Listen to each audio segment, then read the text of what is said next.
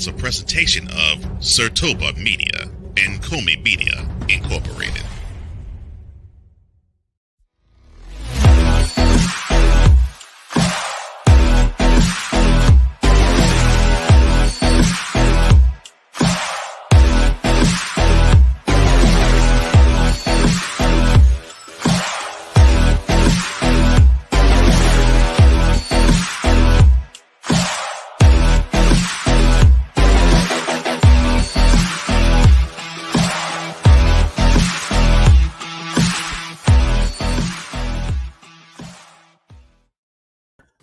Hold up. Y'all ain't them boys.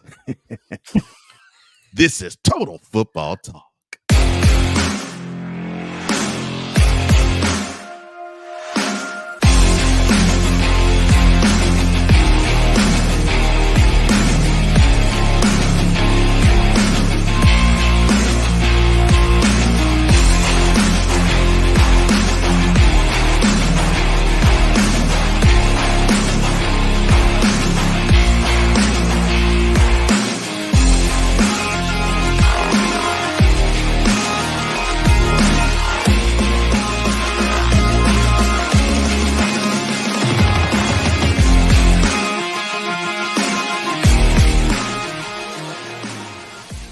Welcome to another exciting installment of Total Football Talk.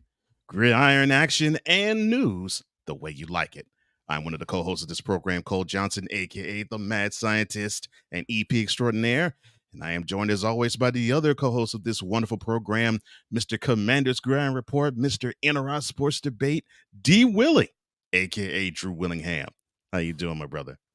Doing great, bro. Glad to be back out here on this great show that we now have going for over a month now to talk some Week 5 action, Week 6 preview.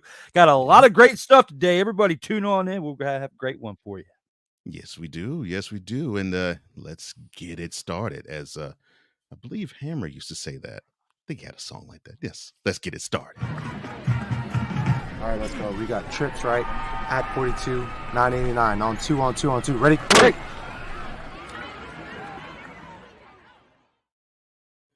Now, before we get everything started, of course, we had 4 teams that were on bye this past week. That would be the Browns, the Chargers, the Seahawks, and the Bucks. That's the Browns, the Chargers, the Seahawks, and the Bucks. They were on bye this past week. And now we get to the Thursday night game.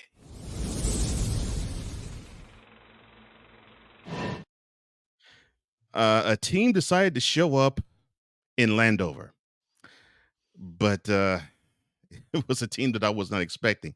The Bears visited the Commanders, and they decided to just whoop up on them 40-20. The game wasn't even that close. In fact, it was 27-3 at the half. The big highlight was, of course, DJ Moore. He went off for 230 yards. I might as well just give you the floor. 230 yards, 3 touchdowns with DJ Moore. You could throw in 5 sacks with the Bears defense. Of course, we all know that the Commanders are your team. The floor is yours. Well, when it comes to this game right here, when it comes to Thursday night football, this was an actual dumpster fire if I have seen them from quite some time. Go ahead and bring it up, Cole, because you know where I'm going. When it comes to the Washington Commanders, you played like a bunch of dumpster pelicans this past Thursday night on prime time football on Amazon Prime. I'm watching this game. No. You know, have to work on Thursdays, but I'm watching this game, Cole, and I have to say that there was more excitement from Bears fans in the crowd. I didn't realize that there was as many Bears fans in the crowd as I did when I saw this show. Well, not the show, but this actual game on primetime Thursday night. The Bears, as when you see Dick Butkus passing away just literally moments before kickoff, it was like an hour or two before kickoff. It's just like, I was talking with Darrell about this in Commander's Gridiron Report yesterday. He was there. It just seemed like the energy, everything shifted once the news break. It's like if there was ever a script in the NFL, in this moment, you knew once Dick Butkus passed away right before the game that this game was going to go in the favor of the Chicago Bears.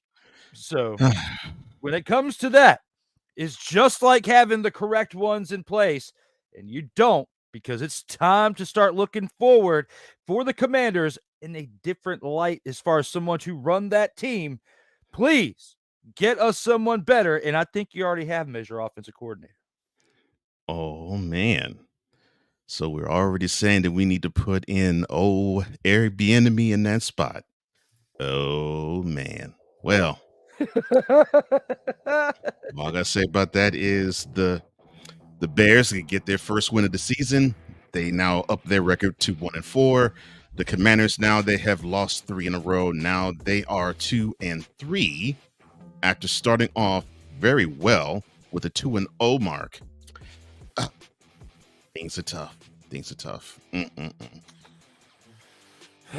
This team right here has to get it together, Cole, and they have to get it together fast, because it's not just going to be Ron Rivera that's going to be looking for a new place of employment. Right. Jack Del Rio, potential players as well, because you don't just get rid of coaching when you make overhauls. You make changes when it comes to the players as far as that 53-man roster or whatnot and the 11 that are on the field. So when it comes to that, you have got to make a bunch of changes if you are the Washington Commanders this offseason. I totally agree with that. And we'll talk a little bit more actually about that in the episode to come.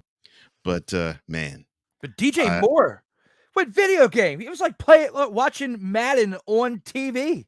Like when they had those games in London when it was like the Toy Story, like the video game style of that. That's what this seemed like when watching him. 8 receptions for 230 yards. And Sam Howell threw for almost 400 passing yards.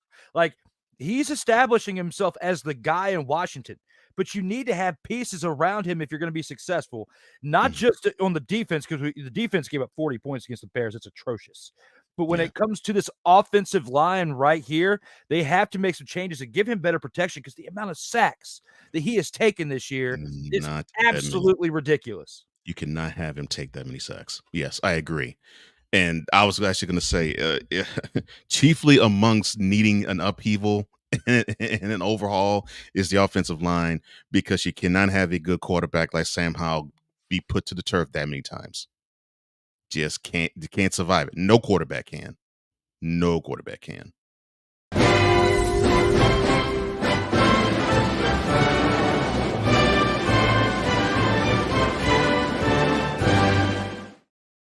Well, another London game, another Jaguars game, and another victory for the Jaguars in London. So they put their mark to 2-0 in London with a 25-20 victory over the Bills. Trevor Lawrence had a wonderful throwing day, 25-37, 315 yards. Travis Etienne, he rushed for 136 yards and gave you 2 touchdowns in the fourth quarter. And Calvin Ridley gave you 122 receiving yards. We will talk about something that the Bills were talking about later on in this episode, but your thoughts on the London game from this past Sunday? I think what really helped them out was definitely establishing that running game with 136 yards by ETN, like you brought up. Of course, we talked about it before. Successful teams out there can establish the run and can establish it early. For him to have nearly 150 rushing yards on the ground that day, and especially against the Buffalo Bills, man. The Buffalo Bills defense is no slouch. No. So for you to be able to put up 25 points and have 130-some yards on the ground, on top of Calvin Ridley being able to put his phone down, not make any bets and get suspended, and be able to actually produce out here on the field this year, he's doing a great job by making an impact on his Jacksonville Jaguars. He's trying to make up for that time he missed last year playing FanDuel, sports, DraftKings, whatever it was that he was doing. Prize Picks, I don't know. He was doing something over there, Cole. But he got it together. This team has established a great chemistry together, it seems like, as they are playing against the Bills, and they're playing at their best right now. They definitely need to continue it on if they're going to have further success throughout this year. And the funny thing was, the talk was the Jaguars needed to find themselves after that embarrassing 37-17 loss they suffered at home to Houston. And then they find that magic elixir. They take their vacation trip, and they beat the Falcons and Bills respectively. Now they are 3-2. The Bills also are 3-2, and it's unfortunate that they took that 48-20 victory that they had in Western New York.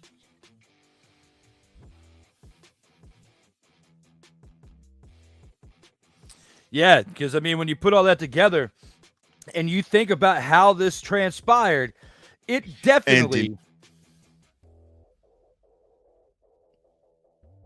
Go ahead, sir.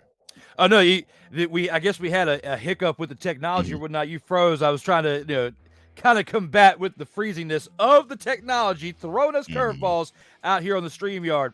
But when it comes to this game right here, again, with the way they established things early on, and it was a close contest. I mean, things were back and forth, of course. But for you to do that against the Bills, who have definitely been looking strong over the past few weeks, I guess the Bills just weren't playing tough enough contests in order to showcase what they really are about right now. Yeah.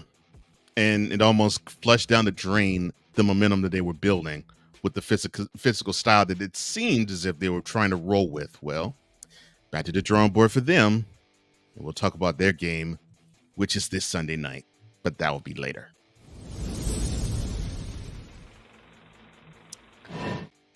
All right, to the Sunday 1 p.m. games that took place. We will start in Indy, where the Colts won 26-16 over the Titans.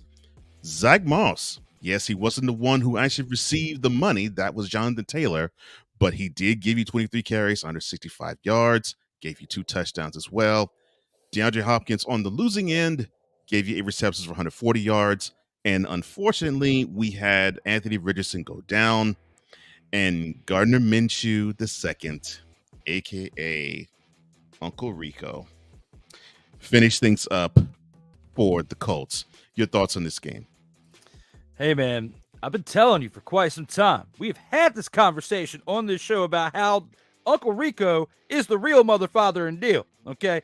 He comes out there looking like Napoleon Dynamite's uncle, gets the job done at center. He does it, Cole. He does it each and every time. He's done it everywhere he's been. He's done it for the Eagles. He's done it here for the Colts. And where else did he do it before that, Cole? Where the Jaguars. Exactly, who we were just talking about. So look at Uncle Rico and look at his capabilities. They beat a team that is very hard to beat. No, I'm just kidding. When it comes to the Tennessee Titans. However, you have to give it to him. Isn't Uncle Rico undefeated as a starter this year? Or not a starter, but in cleanup duty?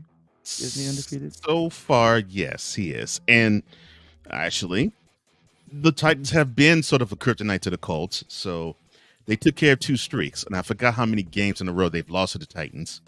But they took care of that. And they took care of a 9-game home losing streak with their victory this Sunday. So they are 3-2. The Titans are now 2-3. Oh, and Ryan McCarthy, no credentials required fame. He says, gents, joining a little late, but is Drew wearing a Bobby Boucher jersey? Also hypothetical, could Bobby Boucher stop Forrest Gump? The answer to that question is yes, he is.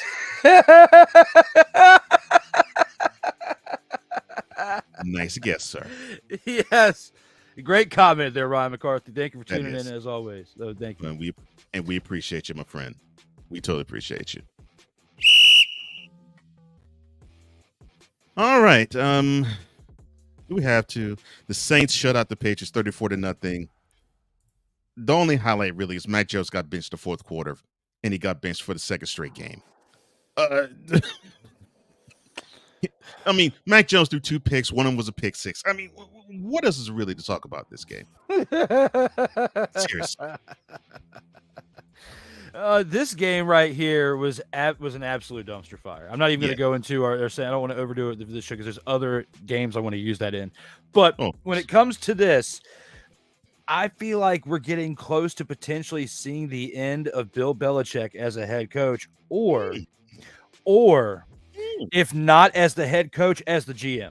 One of the two is going to happen this offseason, if not both. He may lose both because they're not going to, after all this time as the head coach and what he's done as the coach for the Patriots, they're not going to like make him step down as the coach and let him be the GM, right?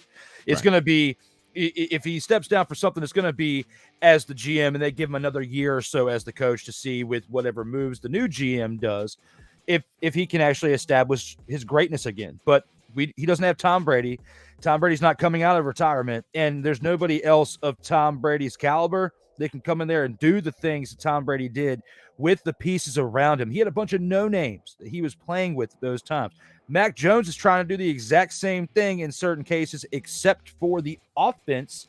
They did make moves for this offseason, Juju Smith-Schuster, and they brought pieces around him to help him be more successful. But look at when we're seeing they've been blown out 3 out of the past 5 games this season. It is sad. It is time to make some serious moves.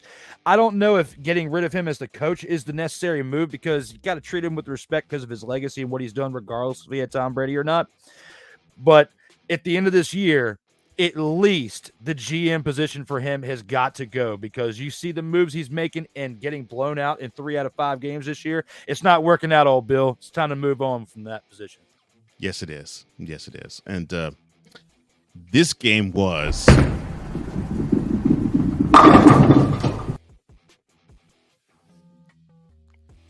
pretty much. From Norway, Sig Diggy says, greetings, folks. Greetings to you, sir. Glad that you are on board, brother. And I hope you enjoy what you're about to see and hear. Now, a pretty good game, actually, although it was not necessarily bowling shoe ugly, but it was just physical and grind them out. The Ravens went to Acrisure Stadium. Yes, I know it used to be called Heinz Field. They played the Steelers, and the Ravens had a 10-3 lead, but they did not hold it. They lost to the Steelers 17-10. George Pickens went off, 6 receptions, 130 yards, and a touchdown in the fourth quarter. And TJ Watt, who is making a huge bid to be the defensive player of the year, 2 sacks, 2 tackles for loss, and 2 passes defended.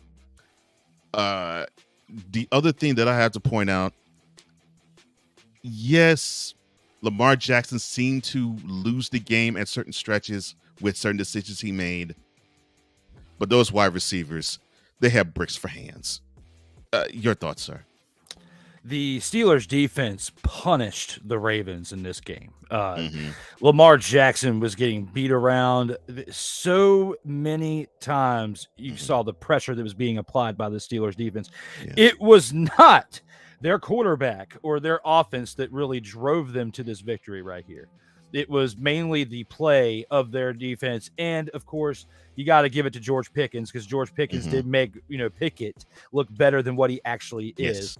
Because we've seen so many cases before this game where the play of Kenny Pickett is not anywhere close to what we saw in this game right here. It was the caliber of the receiver in Pickens that made Pickett look better with those 6 receptions, 130 yards, and a tidy. Okay. But when I put it all into perspective, you're going to need play out of your receivers like that. We were just talking about the Patriots and how they made all those moves for the receivers. And of those caliber type names that you brought in around Mac Jones, should be making him look like Kenny Pickett in this game against the Ravens. Instead, the Ravens defense that we're normally used to seeing as a great defense kind of softened up on this one. As Sick would say, they were SAWFT soft up in here, because they made the Steelers look like a great offense for short little flashes, but their defense, mainly on the Pittsburgh Steelers side, was what applied the pressure, which was what determined the outcome in this game. And because of that defense, they actually might in an ugly way win the AFC North, and I can't believe I'm actually saying that. Goodness gracious. Ryan, I agree with you. He says the Ravens receivers couldn't catch a cold, let alone a pass. Yes, I agree. 6 says, who slipped on the Ravens end? You could pick your choice from the owner on down. And he says, paging Ray Lewis and Ed Reed, the Ravens defense needs more than an earful. And it's not that the defense was bad. It's just that I think to me, the defense was overextended. And when you play a physical style, you overextend in defense and you're physical against them, they're all going to play a little softer. They just are. That's just how it rolls. And I wouldn't expect anything less. Both teams with the verdict are now 3-2, but the Steelers now hold a tiebreaker over their rival. Oh boy. And we have the Lions, who are seemingly rolling right along. They won 42-24 pretty handily over the Carolina Panthers. Adam Thielen, for the losing cause, he did catch for 107 receiving yards and got a touchdown. But this game belonged to Jared Goff with 236 yards passing and 3 touchdowns. And the former Bear, David Montgomery, 122 rushing yards and a touchdown. Your thoughts, sir? This is the second week in a row, I believe I'm saying that where was this production from David Montgomery when he was with the Bears? Because he had a pretty solid game the week before, if I'm remembering correctly. We were just talking about this on last week's show. He had another 120-yard rushing game against the Packers then. Yes, he did. You know, this is probably the first year I haven't really been gung-ho about fantasy because of where priorities have shifted, and I'm focusing more on doing more, productions and stuff like that. And I remember, though, back when I was playing, how when I had Montgomery that one season, how he just literally, it was when he first came out, he was hyped up and then completely dropped and laid the eggs, throughout the year. Okay. So when I think about that, and then when I'm seeing the production, I'm thinking, where was this back when I had you in a paid league? Okay. But now back to professionalism. When it comes to the Lions game right here, the amount of points that they are racking up, this team is for real right now. Like, they have been a team on the come up for a couple of years now, but we've been talking about it for weeks about, they've been biting kneecaps and pulling the close ones out. This was definitely a team that we expected them to smack around, but for them to win this convincingly was definitely proof that they are not a team to take lightly out here. Now, Adam Thielen, 107 yards and a touchdown for the losing effort. It's pretty commendable, but the rest of that team is absolute trash. And we've talked about this before when you got Frank Wright coming in there. They're trying to act like he's the savior of the team during the offseason because he's some quarterback guru. Well, I'm sorry. Your reputation and your resume and the quarterbacks that you have established, to me, are not well enough to turn around this Carolina franchise, at least this season. So this was expected. This deficit for them was expected. I don't think that people had almost 20-point victory for the Lions, an 18-point victory in mind. But seeing this convincing win right here is just another more proof for the pudding that this team is for real, and they're going to make some noise in this playoffs this season, I think. Yes, they are. Yes, they are. To the feedback zone, Victor Locke, V-Lock A3, or Vicala, as he's known on. I can't remember the program, but that's besides the point. He says, good afternoon to the EP of all EPs, Cole Johnson. Thank you, sir. And the exterminator of dumpster pelicans, Sensei Drew Willingham. Thank you for that. I love that. We're going to work that into a promo. Thank you, the epic man of our crew. I appreciate you. And Ryan McCarthy, again, he says that Ravens offense made the 2000 Ravens offense look downright explosive. Congrats to the Steelers for their latest win in the Chalkline Classic. And then an old favorite, Ike Dawson. What's up, man? What's Ike up, brother? In the house. Glad that you're here, man. Glad you're aboard the fam. The Dolphins beat the Giants 31-16. I'm not laughing for that. I'm laughing because I'm thinking about my mentality brother Wise and the time that he was on in or out with my partner here, Drew, where Drew looks like he hits more and more have predicted correctly that the Giants is going to start 1-7 to this 2023 season. And other than a pick six, the Giants look like hot garbage. I mean, the Giants offensive line allowed the Dolphins defense to get 6 sacks. And then, of course, the defense was just hot garbage, too, because Tagovailoa, even though he threw for 2 picks, he threw for 308 passing yards, 2 touchdowns. Tyreek Hill went off for 181 receiving yards and a touchdown. And Devon Chain, and I pray that you get healthy, brother, because I heard that he went down with some knee issues. 151 rushing yards and a touchdown himself. Your thoughts on the game in South Beach? Sorry, Wise El Jefe. Each time we get closer and closer to this, I just want to apologize. But at the same time, when it does happen, I'm going to rescind my apologies because I did predict this. Okay. I'm just, for right now, I'm apologizing because I feel your pain. I've been on the other side of this as a sports fan. Okay. Absolute hately seeing this team do that. And I even told you, I was like, I don't even like predicting this because I know I'm going to catch some shade as a formerly known as the REDSKINS fan, okay? Now as the Commanders, okay? But I have to call it like I see it in each and every week, except for the game that I said that they were going to win. I did have that wrong. I did have that wrong. However, at this point through 5 games, your boy is looking pretty solid right here when it comes to this pick. When it comes to the team that they played this past week, though, we knew they were going to lose to the Dolphins. And pretty, if you were to look at the Lions and the Panthers, we just talked about it, how we didn't think that was going to be as much of a decisive victory. I would have flipped the script for this one right here with the Dolphins and the Giants based on what the Dolphins have been doing for the first 4 weeks leading up to this game, week 5. Agreed. So I saw this, and I probably would have guessed a higher score than 31-16 based on what scored 70 points in a game. Like, putting all that together, it's amazing that the Giants, as bad as they played, didn't lose by 70 points. Lord.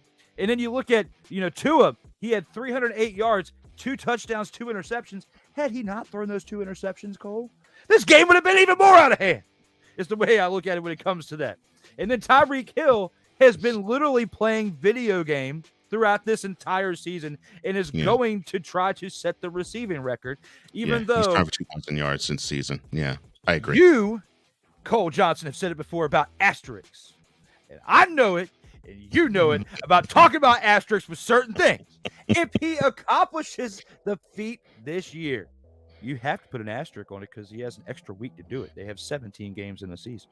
Unless he breaks it in 16 games, then I'd say don't give him the asterisk. And he's trying. It looks like he's trying for that because the amount of yards he's putting up per game. He's putting up 180 yards. Yeah. I don't know the exact average, but I feel like the man's averaging at least 125 yards a game. I'll put it to you this way: if he were to catch for 200 yards a game, that would mean that he would end the season with 3,400 yards. So he would quite easily break that record because the record is 1,900. I think it's 1,984, but I might be wrong. But I know it was Calvin Johnson who has it. But I know it's 1,900. That much I do know. And I really don't want to see Megatron's record. I don't want to see it be broken because I love Megatron. Could you imagine if Megatron was on this team and the type of playing style that he was back when he retired? Of course, by now he would have retired and he wouldn't be playing as well as he did when he retired because the years would have added up and the damage would have. But could you imagine him being on this Lions team right now?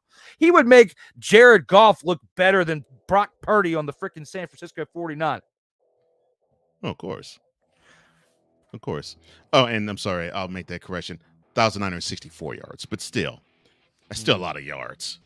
It's still a lot of yards. I just wish we could have seen Megatron play on this type of Lions team because he deserved it.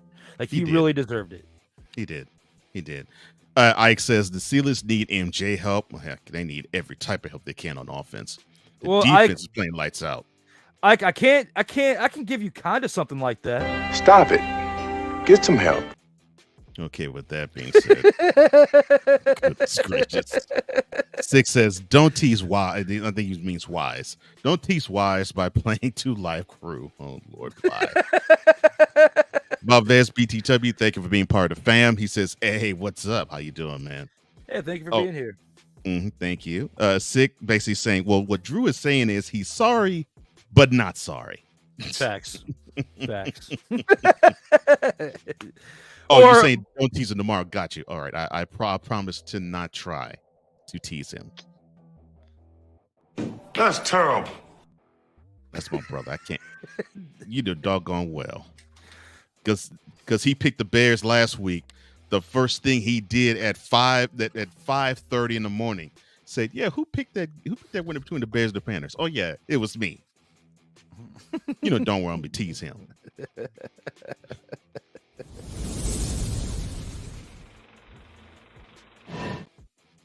All right, to the late games, and the Bengals decided to literally play with the Cardinals and then not play with them at the same time. 34-20 was the final score. Joe Burrow, easily his best performance of the year, 317 passing yards. He did throw a pick, but he threw for 3 touchdowns. All of them went to number 1, Jamar Chase. Targeted 19 times, got 15 receptions, 192 yards, and as I mentioned, 3 receiving touchdowns. Is this the Bengals announcement that they are back? What? No, they're not. They are not back. And come on, people. Let me talk to you.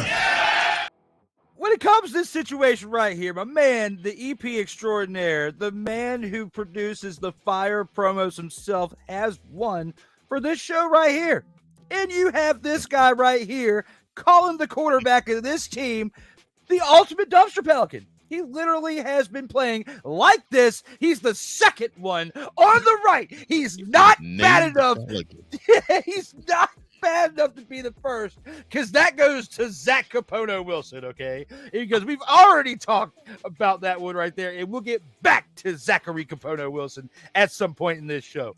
When it comes to this right here, when it comes to the way this man has played the first 4 weeks, you cannot get excited about 317 passing yards, 3 touchdowns, and he did throw an interception. He did turn the ball over.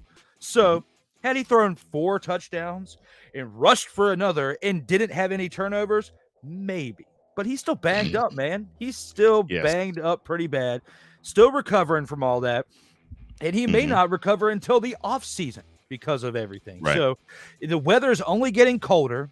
It gets harder to heal in colder weather, especially when you're moving around in colder weather. You and I both know getting older, I've had sports injuries and stuff too, that when it gets colder, like this time of the year, this is where I'm like, I enjoy the weather, like it's cooler, but I know that as each passing day goes and gets closer towards the winter, it's going to get worse. Like you'll have a slight pain today. It'll be manageable. Like you get through the day. Everything's good. You're still chipper, everything.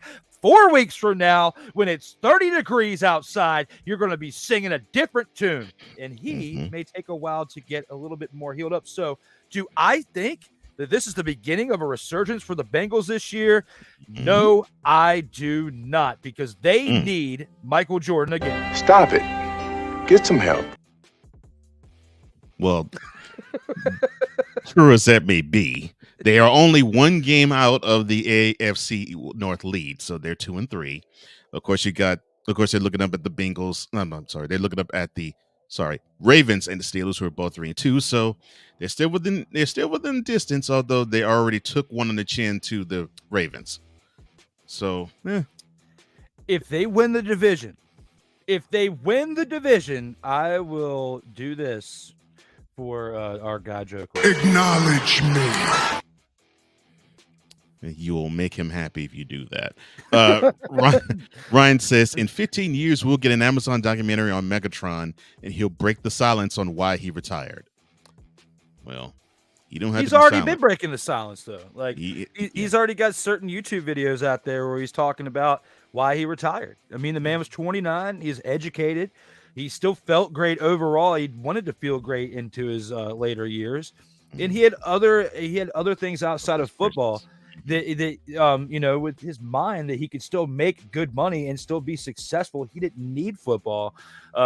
So, I mean, he'll probably go a little bit more in depth, but if you look out there on YouTube, there's certain I wouldn't say documentaries, but interviews he's given of recent years since the pandemic. I mean, since post 2020, and, certain situations like the pandemic have made people, I guess, break their silence because they realize that tomorrow's not guaranteed. We might as well get the story out now. And he has started to become a little bit more verbal about it, about his transgressions with the management of the Detroit Lions. Yes. There are things out there that he has said in recent times. You just got to find it. He's breaking it loose, but it may be like 10 or 15 years before we get the complete tell-all book, documentary, 2-hour-long spectacle. I'm just saying you can find an 8 to 10 minute clip on YouTube of him talking about it. He has been breaking the silence more over recent years. Yeah, and and I'm not surprised, and I'm happy that not only did he retire early, he still ended up with the yellow jacket too. So, and kudos, he deserves it and he earned it, no question about that. But yes, the Bengals are 2-3. The Cardinals, they fall to 1-4. Ouch. Out in SoFi, which was so fly for the Eagles, they played the Rams, And the game really wasn't close, but it wasn't all that pretty. The Eagles beat the Rams 23-14. I'll do the losing team first. Cooper Kupp, 8 receptions, 118 yards. Wonderful, wonderful job. Unfortunately, everything else, all Eagles. Started with Hurts, 303 passing yards and a touchdown with a pick. And he chipped in with 72 rushing yards and a touchdown, rushing. A.J. Brown had 127 receiving yards. Dallas Goedert, there was a Dallas Goedert sighting. 8 receptions, 117 yards and a touchdown. And the Eagles defense put Matt Stafford to the turf 4 times. Your thoughts on this game, sir? This Eagles team is definitely for real. They are not playing around out here, and especially with the way that they won this game right here and the production that they got all around. You know, besides Cooper Kupp, what else did the Rams really have going on that day? I mean, not much else that really contended with them to get those 2 touchdown possessions or 2 touchdown conversions. When I think of the Eagles, they definitely have a really good chance of definitely at least going to the NFC Championship game. Depending on how the seeding works out, at worst, yes. And if it's an Eagles 49ers matchup, I feel like it's going to probably be one of the best games of the year. Yes, I agree. And I'm starting to give a little bit more respect to the team, just not the fan base. But when it comes to the 49ers, yes, they are up there in the caliber of the Eagles. The Eagles team right here definitely is playing really well, as I got my man off the chain right there with this one when I said about the 49ers. But we haven't even gotten to that game yet, so hold your horses because I got plenty coming for there. When it comes to this right here for the Eagles, though, 23-14, respectable victory over a Los Angeles Rams team that is not the same caliber of once they once were. However, they're not as bad as they were of yesteryear. So I have to at least give them that.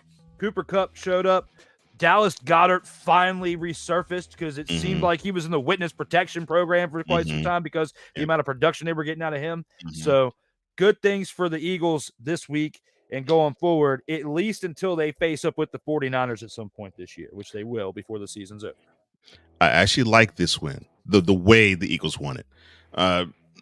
The games, maybe the Bucs win I liked, but you know, I wanted to see the Eagles actually get a not necessarily convincing win, but a win that they just grinded it out and they made the team that they were facing play ugly. And Sunday, I think that's what happened with the Rams. They just took the Rams out of their depth. They reduced them to the one dimension and just had them throw the rock all over the place. And I love the fact the Eagles were like, you're just not good enough to beat us. And yes, they played the team, the Rams, who were better than they were last year. So yes, no question about that. 6 says, try having Renault syndrome during the winter, Drew. You lose circulation in your hands and feet when it gets really cold. He says, I remember Robert Smith retired from the Vikings back in 2000 to go back to medical school. That is correct. And he actually stated it, I think, years before he actually made that retirement announcement. Like as far back as like 1996, I think.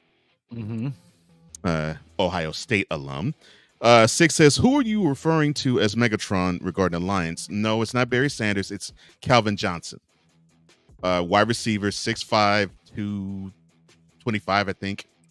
And he played out of Georgia Tech. But yeah, awesome wide receiver. And the guy just made basically to me, he made Matthew Stafford's career. Yeah, I will stand on that. He made Matthew Stafford's career. But the Eagles, they are now 5-0. They match another team that we'll talk about later. The Rams dropped to 2-3, and and they are battling mightily for positioning, hopefully, for a wild card slot, as my partner would say, out here in these streets.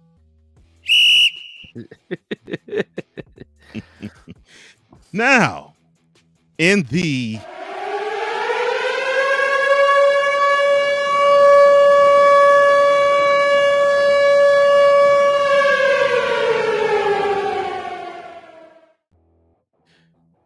Jets decided to put it on the Broncos. 31-21 was the final score. The Broncos defense, they came to play. 4 sacks, a recovered fumble, and a pick. But this was a Jets show. The Jets defense, they also came up with 4 sacks, They recovered 3 fumbles also. But this game, in terms of a player, it belongs to Breece Hall. He tweaked his knee and was out for the balance of this year. Last year on the same field, he comes back as a conquering hero, 22 carries, 177 yards, and a touchdown. Your thoughts on Sean Payton being humbled by the team that Nathaniel Hackett runs offense for? Sean Payton's been humbled this entire season. Yes. Because he picked one of the worst teams to come out of semi-retirement or whatever you want to call it, even though he wasn't really retired, but you know what I'm saying. He didn't have a job. He did have a job, but not as a coach. But anyway, Not the coach. when it comes to Sean Payton and being embarrassed by the former head coach of the Denver Broncos, and I am not wearing a Denver Broncos jersey today. This is like what Ryan McCarthy said, the water boy jersey. Bobby Boucher even says Bobby Boucher on the back, just to make sure there's no confusion that I am rooting for a winless team out here in these streets. No, when it comes to Sean Payton, comes this team, they have a long way to go to reestablish themselves as the team that won the Super Bowl less than a decade ago. Okay, there's nowhere even close of the caliber of talent on this team that can take them to the Super Bowl, even if some of these former players on the team have Super Bowl rings or not. Okay, when I think about Sean Payton getting humbled, like you said, the Jets defense, was all over that offense. They 4 came sacks to play. Yes. Yeah, 3 recovered fumbles. Breece Hall, like you said, 177 yards on the ground, finally reestablishing himself as one of the top backs in the league, coming off the injury and rehabilitating himself, getting back where he needed to be. You have to look at Breece Hall and his production. Dalvin Cook will be a good complementary piece once he continues to learn the playbook and get better with this team. And if they have a 1-2 punch there, and if Zachary Capono Wilson can step it up and actually play consistent, decent style football, then I have to give it to this Jets team that they have a shot to at least make some noise in the wild card spot of the playoffs and maybe get to the division round and then get mollywopped after that.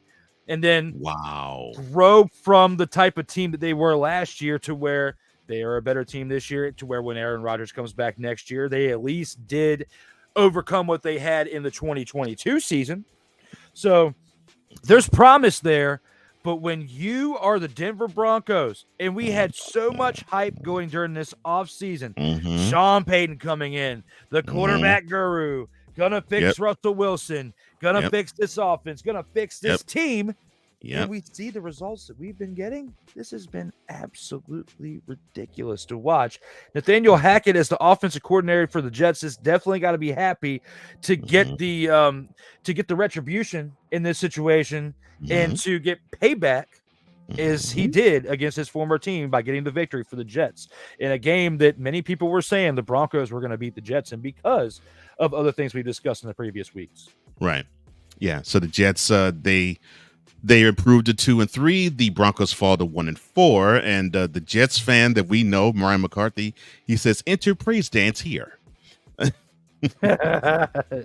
He also says Jack Wilson is getting himself acclimated and comfortable into a game manager role, similar to what Mark Sanchez did in the 2009 and 2010 seasons. Well, I know as a Jets fan, you were praying that this team will have the same fate as the 2009-2010 Jets team had, because both those teams went on to the AFC Championship game.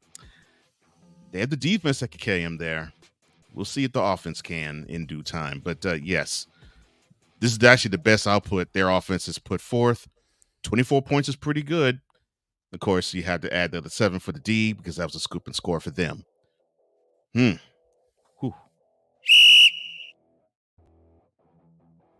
Now to the Twin Cities, where they are focused on the Twins, but they saw the Vikings. Think of the joint again. Now, I know I said that in every game that Kirk Cousins throws over 300 yards, they lose. In the only game they won, he threw for less than 150. Well, he didn't do both. He didn't do either one, but he did throw for 284 yards, and he did it for 2 touchdowns. So that means the Vikings lost. And yes, they did. They lost to the Chiefs 27-20. Mahomes threw for 281 yards. He also threw for 2 touchdowns. And a game gimpy Travis Kelce had 10 receptions in the game. Your thoughts on this contest, sir? The Chiefs got really lucky to get Travis Kelce back, because when he initially went down, they did not look good at all. That was a very scary looking injury that we saw. Swifty wasn't in the building. We had no Taylor Swift action in there for the crazy, ridiculous amount of times the NFL wants to cut to her being in the booth. I guess she finally had enough. Seems like their relationship is still intact for a Swifty update for you guys. However, when it comes to her missing this game, it was probably good. She probably would have freaked out when she saw Travis Kelce down on the ground. However, when you look at Minnesota, they've been battling back over these past few weeks. After getting embarrassed the first few games, the past couple of weeks, they've definitely been turning on the Jets and starting to look like the Minnesota Vikings of old. We expected the Chiefs to win, but the way the Minnesota Vikings have been playing the past, to start the season, I expected it to be a little bit more of a deficit for the Vikings of what it was. And for them to lose by only in a one possession game, you have to give it up to the Vikings for fighting against the current Super Bowl defending champions in the Chiefs, because they definitely were able to contend with them for most of the game. When it comes to Kirk Cousins throwing for nearly 300 passing yards, 2 touchdowns, him and Mahomes had very similar numbers in this game. It just came down to who was actually the better team by the end of when the clock struck 0, and that was the Chiefs. Yes. So that means the Chiefs, they go to 4-1. The Vikings, they fall to 1-4. And it's unfortunate for them because they seem to fight, but they just cannot get that extra play they need to get the W. Ryan says, look, the butt thump is still a sore spot, Cole. I'm sorry. He ruined my Thanksgiving when he did that. I'm sorry. 6 says, wait, no Taylor Swift? Good. It's been annoying since day one. Ryan says, Minnesota? Ew. Probably Taylor Swift. Well, I hate to burst your bubble. Swift did travel with the team, and she was in Minneapolis. Now, if she decided to actually show herself to be visible or not, that was up to, of course, her and possibly Travis Kelce. But she actually did travel with the team. So we shall see on that front. Oh, and now we get to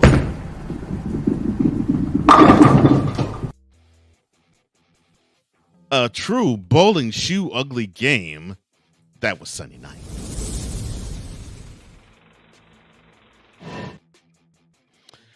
$42-10. The 49ers beat the Cowboys. The game wasn't even that close. Okay. So Brock Purdy threw for 252 yards, threw for 4 touchdowns, no interceptions. George Kittle caught 3 of those things, 67 yards receiving. The 49ers offense got you 170 rushing yards. They also, on defense, gave you 3 sacks, a fumble recovery. And then there is Rain Dakota Prescott.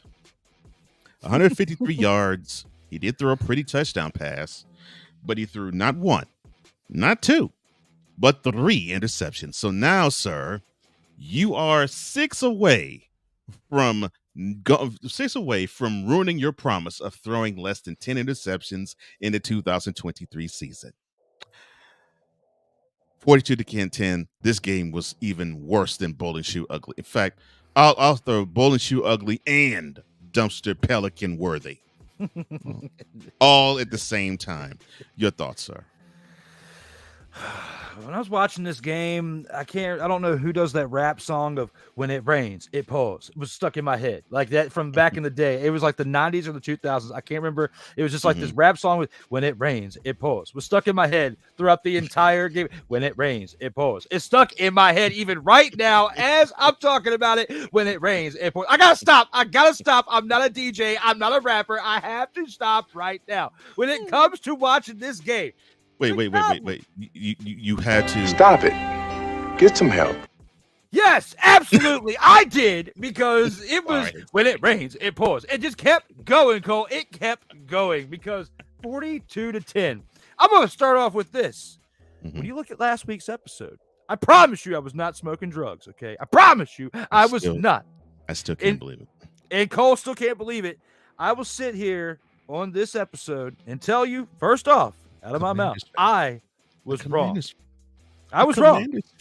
Exactly, which it's absolutely sacrilegious for me to say what I said last week when you put all that in perspective. But I was wrong. I had too much faith in the Cowboys. I should have looked in a different direction. I should have looked at the 49ers. Instead, I had a hiccup. I got lost for a split second and had a loss of trans of my emotional intelligence, okay? For a slight moment, okay? I am man enough to admit it and come up here and accept fault. I will not run away. I will not call out sick. I will not make anybody else do it for me. I'm going to sit here and tell you that I made a mistake. I was wrong with what I said. I said what I said. I will not pick the Cowboys to beat the 49ers ever again. And when I make a mistake, I'm going to just sit here and say I made one. I made a mistake. 42-10. Brock Purdy did not look like Tom Brady, okay? He didn't even throw for 200 passing yards, I don't think. But he threw for 3 touchdowns. He was crushing it when it came. Well, he did throw for 252 yards. I'm thinking more along the lines of before halftime. He only threw for like 50 yards after halftime or whatnot. But when you have the score that you have to not throw the ball around because you don't want to turn it over. So, my bad. I was almost wrong again. I can sit here and admit it when I'm wrong. But 42-10, this 49ers team is doing things with talent from other teams like Trent Williams, who used to be part of the formerly known as the REDSKINS. Yes. They were not able to get this type of production out of him. Imagine if he was doing this type of production on the line. Oh my gosh. And they let him walk. Imagine if he was doing the things like that. He was still a really good player when he was with the Commanders formerly before. But when I think about what he's doing now, the type of coaching that's around him, the staff that's around him, they're getting the absolute best out of him. And I think that the way that they're playing is more so a testament to the coaching than it is to the actual talent on the team, because they are getting decent, still pro ball players and turning them into great players. And Mr. Irrelevant is looking like someone who should have been drafted in the first round. Mr. Irrelevant is very relevant. The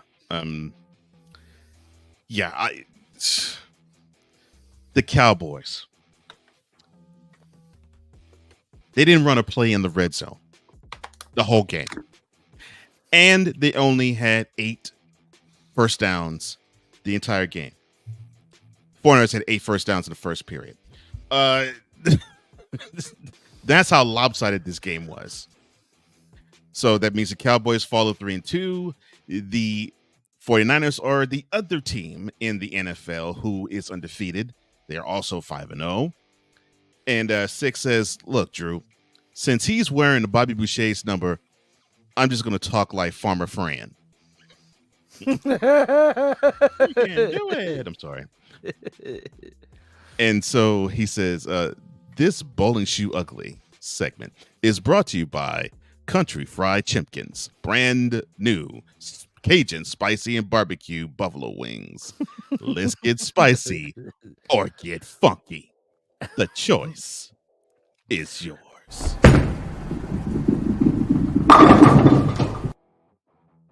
Just one change to that. Instead of get funky, let's say get funked.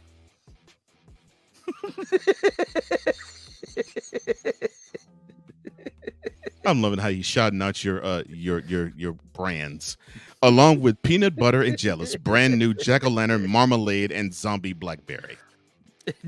I gotta bring that commercial back. I gotta reshoot it.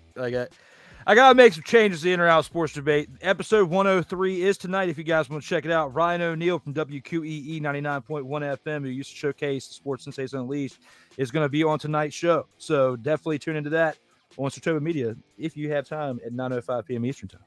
Yeah. So check that out later on tonight on Sartoba Media. Oh, you're going to enjoy it.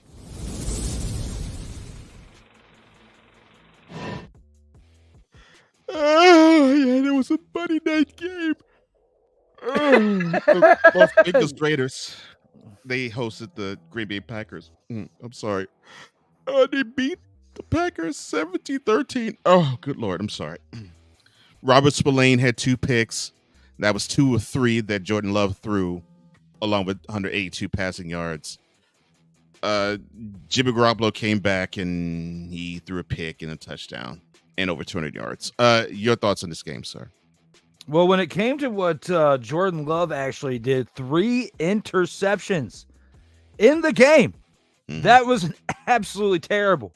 And you're not even throwing for 200 yards. You know, playing against the Las Vegas Raiders, who've had their own tale of woes, when you're giving Robert Spillane 2 interceptions of those 2 of those 3 interceptions and just throwing it right to him. I mean, this game was definitely a snooze fest. If you are a fan of either one of these two teams, I'm not mad at you if you took a nap during this contest last night or just went to bed for the rest of the night, because it was that bad of a game. It's horrible. It was horrible. Especially right there at the end. You had a chance at the end to win the game. Mm-hmm. Now, I only kept watching because I knew that we were going to talk about this on this show today. And we were in the very, very end of the game. And Jordan Love already had 2 interceptions, has a chance down 17-13 to come back and win this game by a field goal, because when the Raiders last had the ball, their very last possession, they didn't convert on that field goal attempt. So they would have been up by 7. But then you have Love getting them all the way down into position to potentially score and win the game. And we thought we were going to see some type of Aaron Rodgers-esque moment right there of a comeback victory for the Packers. But no, he didn't learn enough on the sideline as he threw his 3rd interception to cost the game for them. Well, he probably learned from Brett Favre, because he would like to throw those late game interceptions. So there you go. He learned from somebody. Rob D, who is, of course, a 49er fan, he says, bang, bang, Niner gang. Yes, be proud, because they did their thing Sunday night. 6 says, oh, what's good, everybody in the chat? Yeah, that game was absolutely horrendous. But yes, both teams, they are now 2-3 to start their 2023 seasons. Boy. But we do have this. The game of the week. It featured the Houston Texans and the Atlanta Falcons. And no, they're not here because the Texans are my team.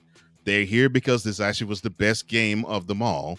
As the Falcons eked out a 21-19 victory over the Texans, Desmond Ridder decided to show himself after talk, even on this show, of probably putting Taylor Heineke in Ridder's place, because he had 2 bad performances, 329 passing yards, and a shovel pass for a touchdown to Bijan Robinson, which that was partially what got them back the lead. CJ Stroud on the losing end, 249 passing yards, a touchdown, and once again, 0 interceptions. Proud of him for that. But the start of the game, of course, is Younghoe Q. The game-winning 37-yard field goal with no time remaining to give the Falcons a W. Your thoughts, sir? Well, when it comes to this right here and the kicker, I mean, this guy's been solid for many seasons now. We know he hasn't been around for too long, but for the seasons he's been around the Falcons, he's definitely been a clutch kicker for them. If it's a field goal that's 50, 55 yards, you can bet that he's going to make that almost every time. I mean, he's just consistent from that range. And even shorter field goals as well. But for him to come out there and do what he did in order to help this team get over the hump in this game, I know it was hard for you because you being a fan of the Texans, but I would definitely agree that it was the game of the week, because CJ Stroud is still playing very well. And in my opinion, right now at this point of the year, even though we've had some other talented rookies around, he is the rookie of the year, in my opinion, at this point. I mean, he is definitely balling each and every week. Even in losses, he's throwing for 250 yards and still converting on scores. So I know you as a fan of that team are proud to see what you got there, just like I'm proud to see what I've got with Sam Howell, but you've got better pieces around you in Houston that is protecting him in on both sides of the ball. And you've got a great coach in D'Amico Ryans. Like, he's doing a great job right there and establishing it. That's what, and when it comes to leadership and everything stemming from the top, you're seeing between your franchise and mine that I'm a fan of, when you have great leadership in place, it affects the overall play of the team. And then on our side of it here in DC, similar, except for it's negative. And we got negative stuff going on there still that needs to get figured out. between the head coach, defensive coordinator, and other different things. But this particular game right here for the Falcons, to now be 3-2 after the way they started the year out with the question marks that were around Desmond Ridder, and now we're seeing production out of him where he's throwing for 300 yards, converting on scoring plays as well, and this team is edging it out at the win. Yes, it came off of the leg of your kicker, but your quarterback puts you in the position for the actual field goal conversion to take place. So when I think about all that, as much as I like Taylor Heineke, and during the offseason, I was hoping that he would find his way in there. If Ridder keeps playing like this, you got to keep going with your guy right there at QB1. Yeah. I agree. Ridder, I think he did well for himself. And yes, although the Texans are 2-3 and the Falcons improved to 3-2, I could feel saddened, but I actually am not. In fact, when Stroud threw the touchdown pass to Dalton Schultz that put the Texans up under 2 minutes to go. It was after the 2-minute warning. Put them up 19-18. One of my friends said, "Oh yeah, CJ Stroud is him." I'm like, "That's cool, that's great," but I hope they're going to learn from this lesson because this game's not over, and I get the feeling that this is going to be a learning lesson instead of a W. And sure enough, Young Wei Q made me correct because this team has a lot of good pieces, but they still have to learn how to win. And I'm okay with that. But you said it best. There's good pieces in place. And yes, I agree, starting with D'Amico Ryans. And it looks like CJ Stroud is another good piece now. And I can walk proud saying, yes, I root for the Texans. They're 2-3. Yeah, they took on the chin this past Sunday. They did good. And I can only ask for better. And I can only ask for this. Because if you were to tell me in 5 weeks they'd be 2-3 and they actually would be competing in all but one game, I would laugh at your face. But that's exactly what's happened. Here we are. But yes, I'm proud of the Texans, but the Falcons, they did get the win. In fact, that puts them 3-0 at home. So they haven't lost at home yet. Now, for the Falcons, can they put together this effort on the road and beat John Robinson? Brother, keep being the beast that you are. Even though you didn't have a great game this past Sunday, I love seeing you run. I did in Texas. I'm loving seeing you run in the A. And that was this week's Game of the Week. And when we come back, we will touch on some things on the Gridiron Scoop that focuses on turf. What do I mean? Come on back. This is Total Football Talk. All right, let's go. We got trips, right? At 42, 989. On two. Ready? Hey!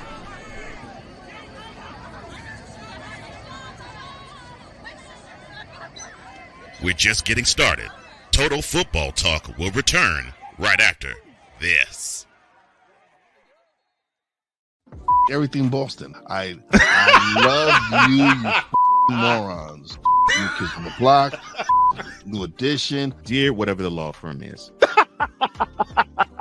Sincerely, the U.S. Supreme Court. Ben Affleck, Matt Damon. Go yourself again, Jason Whitlock.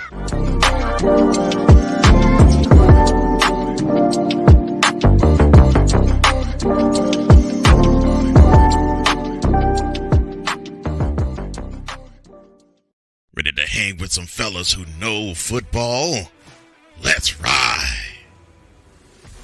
LC Muscles 28. I think they're the most overrated defense in the league. Steel Sermon. We did not trail for a single second. Tiny Tim. McCarthy is a bonehead. A Pizzle 90. I'm going with my boys. Fins up, baby! Get ready for the Four Horsemen of Pick'ems. Every Wednesday night at 10 p.m. Eastern, 9 p.m. Central on YouTube.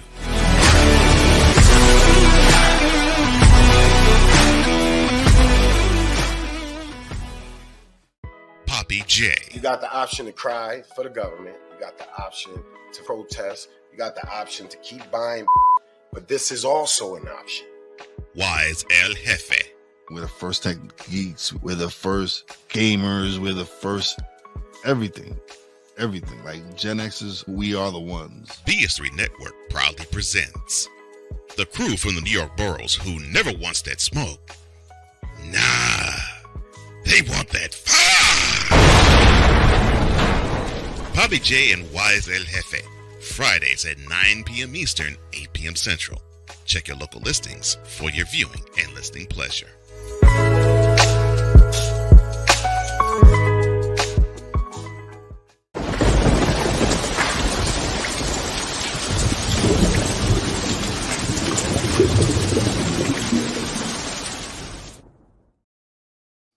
Welcome back to Total Football Talk with Drew Willingham. I am Cole Johnson. And quickly to the chat, and Sick asked the question, here's a thought, Drew and Cole. Which teams in either conference will be the first to be started on the playoffs? Well, the answer to that question would be the current 0-5 Carolina Panthers. It's unfortunate. They just don't have the pieces, and Bryce Young is being used as a piñata. It is just not looking good for them. And it looks like it's not looking better for their future yet. Hopefully that will change, but I say it's the Panthers easily. Yeah, that's a good question there, Sick. When it comes to this, though, I don't know, man. I don't know. I think that right now it's gonna be the Patriots. Is the way they're losing. I can't argue. Other than the record, I can't really argue against that. I mean, look, you played in the last 8 quarters. Your offense only manages a field goal. Yeah, I can't. There isn't the proper defense against that. They're playing terrible right now, like absolutely terrible.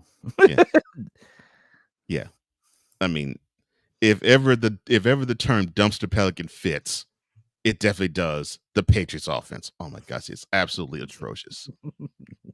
Well, let's get to the grind scoop.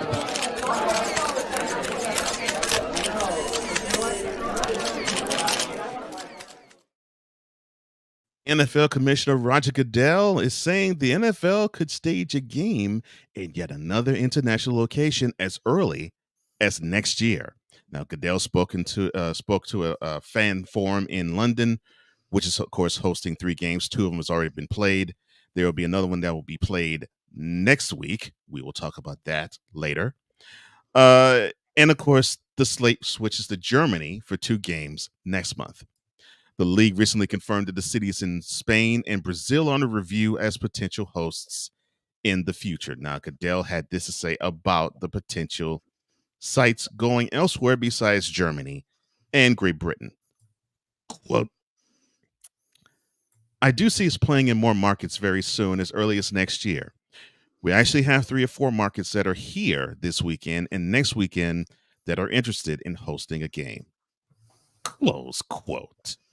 Now, my question to you, sir, is the following. Should the game, or should the NFL game, continue to expand beyond American borders? I mean, it is having some success in London. I mean, it is getting more eyes on it there. But outside of London, where else could we really see this be? I mean, I really haven't seen much success outside of that.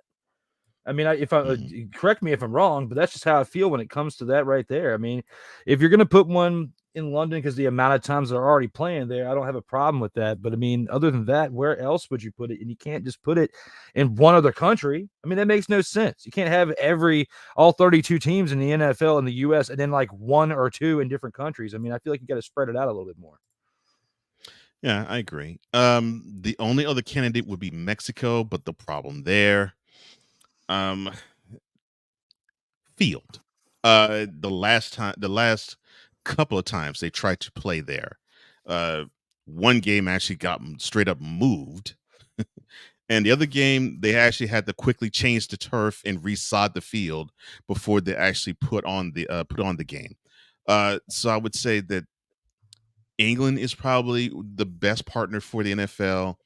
The second best partner for them is Mexico at the moment. Simply because they want to take advantage, of course, of the Cowboys fandom down there, because there's a lot of Cowboys fans over in Mexico. So I know that's why they would want to play there. And then if they want to play in Canada, they can. but they might dip too much into what the CFL does. But yeah, I would say besides Great Britain and Mexico, and yes, Germany's good, yes, but let's be honest, they pale in comparison to anything that England has. Those are the two, and every other country is a distant third. Every other country is a distant third. But we shall see. No, definitely good question. Definitely good question, though. Yeah. So thank you. Well, obviously the NFL wants to expand, and looks like there's no signs of slowing down for them. Kudos to them for that. Now, speaking of one of those games in London, the Tottenham Hotspur Stadium was at the centerpiece of the 25-20 victory of the Jaguars over the Bills, but it also drew the ire of some Bills players, as of course one of their players is out for the year because of the turf. And the veteran Ryan O'Halloran of the Buffalo News had this to say about the turf. Quote, "Now, we came all the way over to London to play on cement."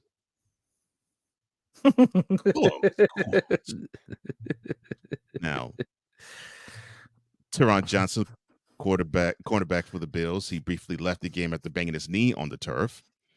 And you had others who grumbled about it too, like offensive lineman Walker Little, and Deion Dawkins, defensive tackle Ed Oliver, edge rushers Leonard Floyd and Kingsley Jonathan, and then they lost their All-Pro linebacker Matt Milano for the year after fracturing his leg and injury. Now, my question to you is, of course, along with that, and definitely along with the Chubb injury, which really was not field related, really, and definitely the Aaron Rodgers injury, will we ever get to have every NFL stadium go back to all grass surfaces? We need to. We really do, because there's been too many injuries regarding artificial turf and the problems that come with the care of the artificial turf and being used and repurposed for other events other than football.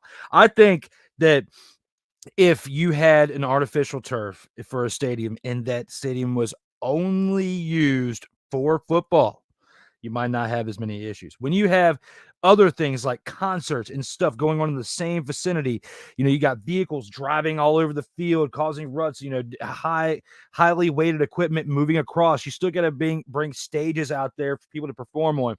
All of this impacts. It's just like when you put furniture on carpet and when the furniture leaves imprints on the carpet, it's not going to be a straight, smooth surface as it was when you first got the carpet laid, is it? It's the same thing when it comes to AstroTurf.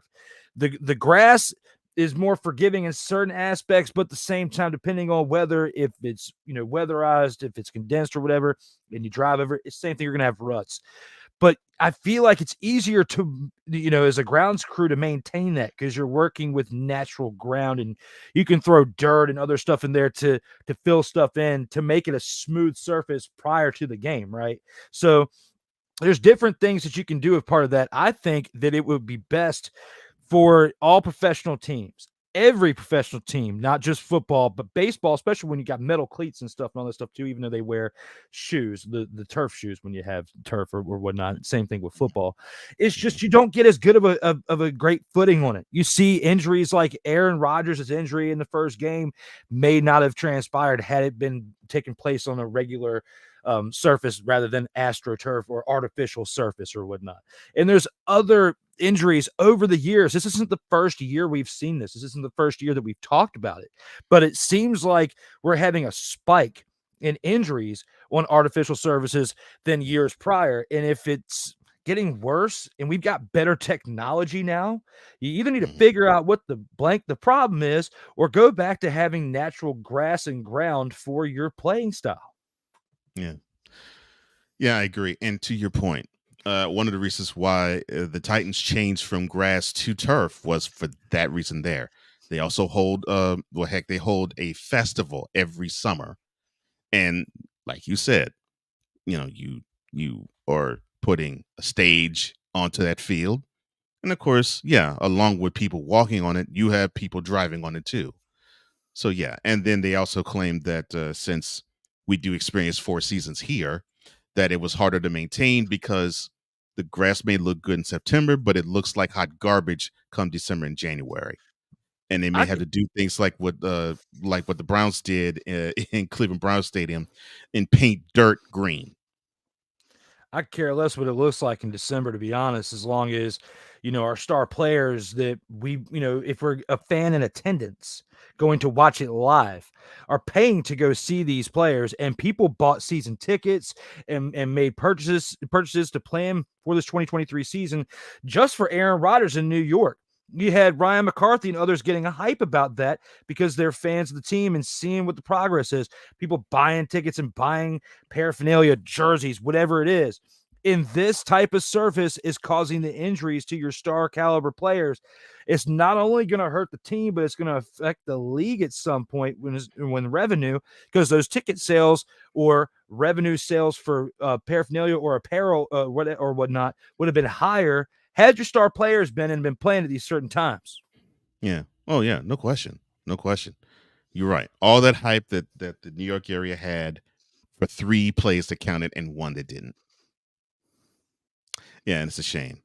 And they've had to resort to actually having Taylor Swift attend one of those games with the Jets in order to get the revenue that they really thought they were going to receive with an Aaron Rodgers led Jets.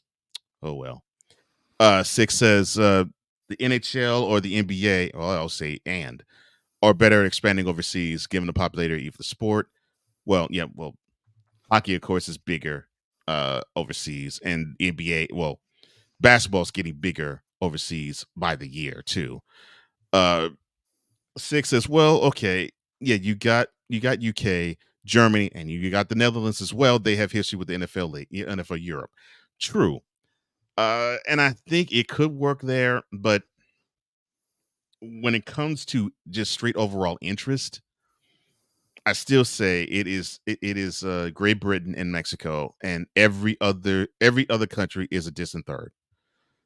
Including Canada, who probably understands the sport just as well as Americans do, more than any other. And now, of course, Brits are now understanding the sport better too. But still, I will still put Britain and Mexico over every other country. 6 says many stadiums in Europe are multi-purpose, which is true. Certain soccer stadiums are also used for track and field competitions. That is correct. He talked about the stadium in question.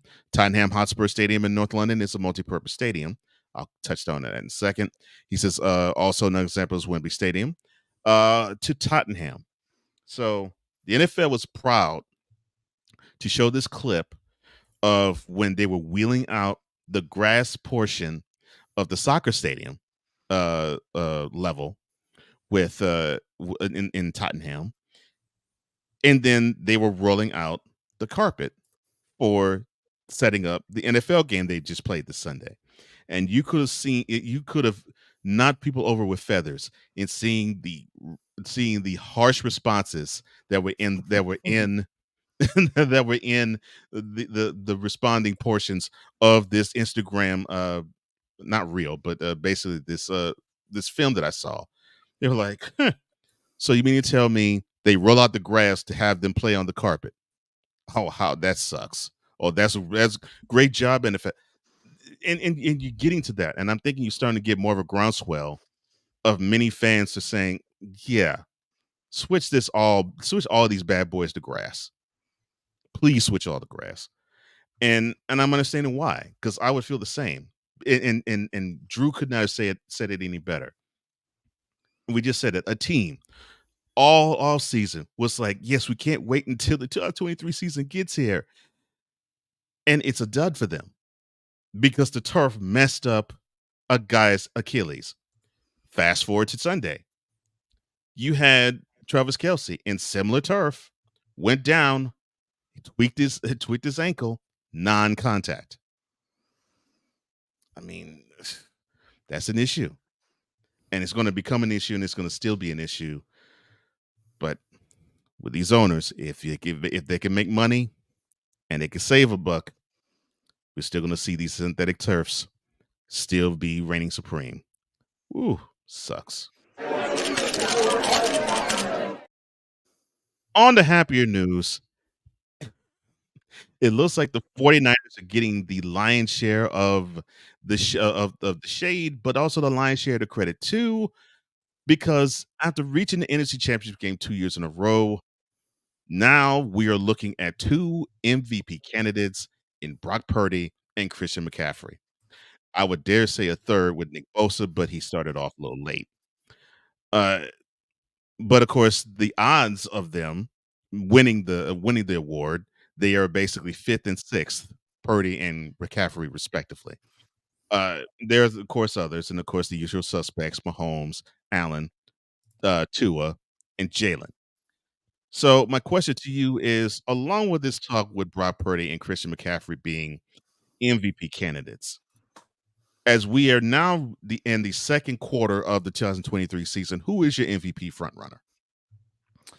There's a lot of good players right now. They're doing a really great job. But if we were to compare the two teams, the Eagles and the 49ers, as far as who I feel like has the best MVP caliber player right now, Jalen Hurts is probably more of a MVP than Brock Purdy at this point for what he's done with the Eagles. Calvin Ridley has been tearing it up there in Jacksonville. It's I don't have Brock Purdy at the top, even in the top 3. So I would say your choice of 5th and 6th for him and McCaffrey is spot on. Yeah. I think just based on the demeanor and play of the Eagles and the leadership from the top in Jalen Hurts, I have to give it to him at this point through the first 5 weeks. I'm thinking it's looking like that thus far. Because to me, I put it out there like this, especially with people who have won the award, this would fall under the category of Mahomes, who's the defending MVP. Unless he has a spectacular year and everybody else had good years now for him, more than likely the NFL is going to look for somebody else to award this designation to. And so for me, coming in this year I thought it was going to be between Joe Burrow, Josh Allen, and Jalen Hurts. I thought it was going to be one of those 3. Well, we know it's not going to be Burrow because unfortunately he tweaked his calf in July and he is still suffering from it now 2.5 months later. Allen has been up and down. He's had a pretty good run until this past Sunday, but Jalen Hurts has been steady. He hasn't been spectacular, but he's been steady, and that's all you really can ask. And the only other 2 candidates to me that I think have a chance to say, wait, not so fast, would either be Tua Tagovailoa or Tyreek Hill. Besides those 2, I agree with you. I think it is leaning to me toward Jalen Hurts. Because I think this year is tailor-made for him to have an MVP season. I agree with you. Yeah, because he got robbed last year. I mean, we've been talking about that, in several cases throughout the offseason or whatnot. That people think that he got burned for Mahomes, and that could be an arguable case. I wanted to say Tua, and I wanted to say Tyreek Hill, especially with the video game numbers Tyreek Hill's putting up as a receiver. Right. But if they were undefeated, and there were certain other elements at bay, I would be leaning more towards giving it to them. I feel you. But right now, because the Eagles are undefeated, they are the reigning NFC champions, and they're still playing at the caliber level. Because a lot of times when you're at that top of the mountain, whether you're 1 or 2 at the end, competing in a Super Bowl, you kind of fall off the next year. We are seeing the Eagles picking up right where they left off last year.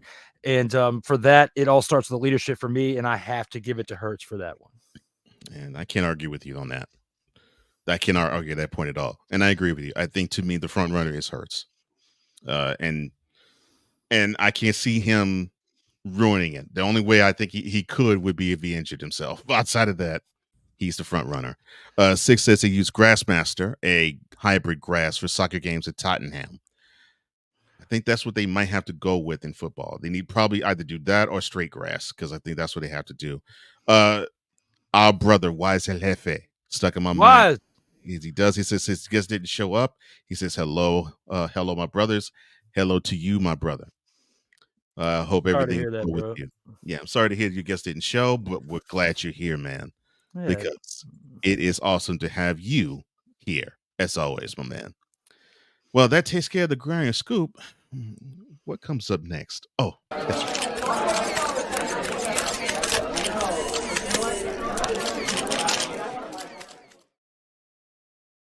Total Football Talk.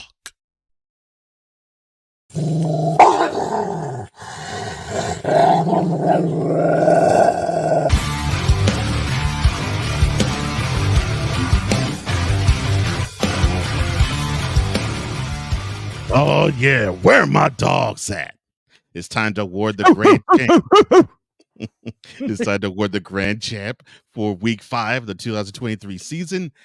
And we will get this party started with Drew's grand champ.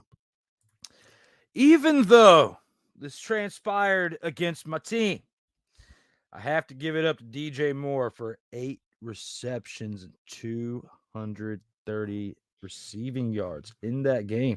I mean, there was a great play out of Tyreek Hill this week and the other quarterbacks throughout the league that contribute besides wide receiver stats, but when it comes to this right here, to put up Madden like video game numbers for only 8 receptions, you see 230 yards and you're thinking the man had 18, 19, 20 catches. He only had 8 and had 3 touchdowns that means that 5 receptions out of those 8 didn't account for a touchdown. 3 of the 8 did. That's almost amazing. You almost had half of your receptions turn into scores. So 230 yards by DJ Moore, 3 touchdowns on 8 receptions. That is my dog of the week. Can't argue with that one. And DJ Moore had a game. Yes, he did. Mine is going to probably be a little different. Now, I actually was thinking about awarding it to Jalen Hurts, but I was like, no, not yet. Then I actually thought about awarding it to Brock Purdy, but I'm like, no, I'm not going to award it to him. I'm actually going to award it to Breece Hall. And why? Because it was on this same field at this time last year where he did do damage, but he ended up messing himself up and got injured on the field, and he was out for the year. And he got back on that horse, went back to that stadium. He put forth 177 yards on 22 carries and had a wonderful touchdown run to actually cement his status being back as the guy toting the rock for the Jets.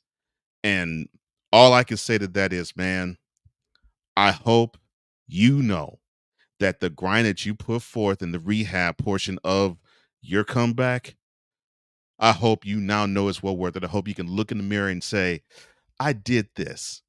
I put forth the work and now it's paying off. And you deserve it, my man. You persevered. You battled through. You a tough dude. And look at the rewards, my man. Congratulations, Breece. You are a straight up true dog. And that's what we appreciate around here. We'll be right back. Coming up next, the featured attractions. This is Total Football Talk. Comey Media Incorporated. Creating content magic in the real world. Yeah. But hey, that was last year. And what did he do? He was out. Right. And now he's in. But he's been out for an entire year. It's not, you can't think he's going to make the same impact that he did before he was suspended. I'm telling you, he won't have to. What? See how is he going to keep his phone down and not make bets? Come on, man.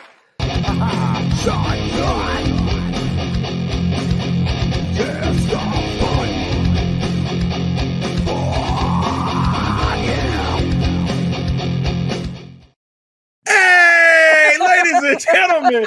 Hey, look. Hey, stop playing games. Y'all already know. Go ahead and toss him some Willie Bucks. Ain't nobody playing around. $, D Willie 87. Go ahead, hit him up on the Cash App and go ahead and give him some Willie the Bucks. Look at Drew looking stoic, ladies and gentlemen. Stoic on that $10 bill. So go ahead, slide my man over some Willie Bucks, and we good. That's all I'm saying. We good. Some Willie Bucks.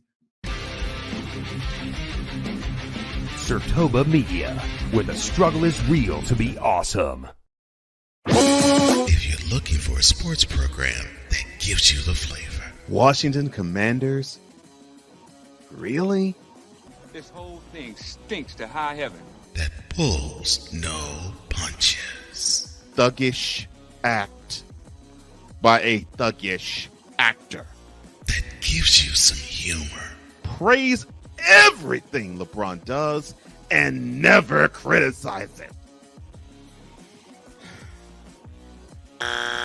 If you want a show that gives you good times, then this is that show. BS3 Network proudly presents. I am Cole Johnson, and welcome to Cole Sports with a Z. Every Friday on Patreon, and every Saturday on YouTube, Spreaker, and all other outlets.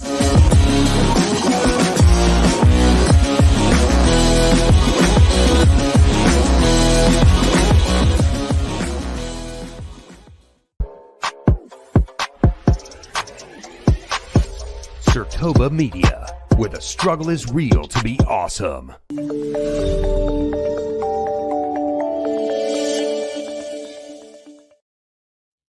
Welcome back to Total Football Talk with Drew Willingham being Bobby Boucher. I am Cole Johnson.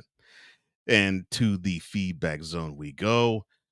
Sick, loving the beginning of Grand Champ. He says, nice intro. I have a soft spot for Rottweilers. And I do too.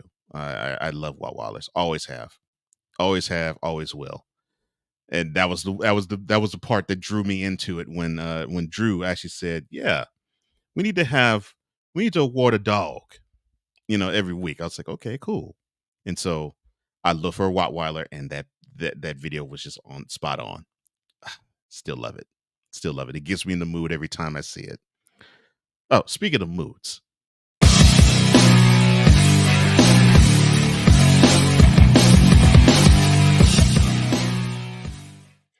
Now we have come to the featured attractions portion of this program, where we highlight 3 games of the upcoming week that you should pay attention to viewing. The first one will be the Colts and the Jaguars. The reason being is that both these teams played in week 1. They play again, this time in Jacksonville, because they played in Indy in week 1. Both teams are 3-2. The Jags had the tiebreaker advantage over the Colts due to the 31-21 victory over them in Indy. The kickoff is at 1. The Jaguars are home favorites by 5. Now, for the Colts, I will ask this. Anthony Richardson, he went down, and more than likely he will be out for a month because he fell on his throwing shoulder. Is this team better with him or the man you call Uncle Rico in Gardner Minshew II?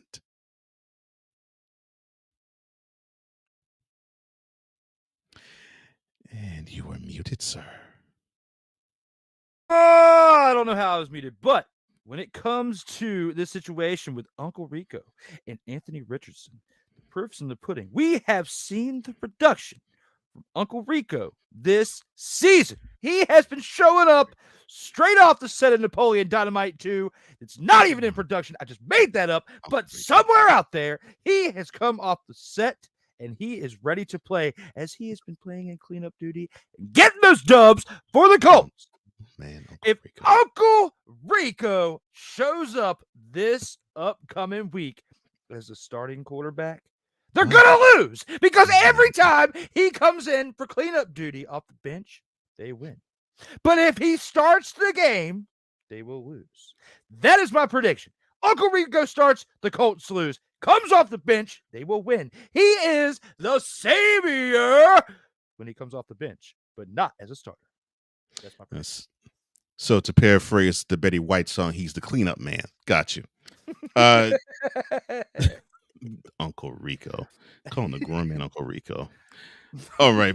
For the Jags, now we saw that they took it on the chin to the Chiefs 17-9 at home, and then at home they simply just screwed the pooch and lost 37-17. But then they traveled to London and they have a convincing victory over the Falcons, a convincing victory over slightly less, but still a convincing victory over the Bills.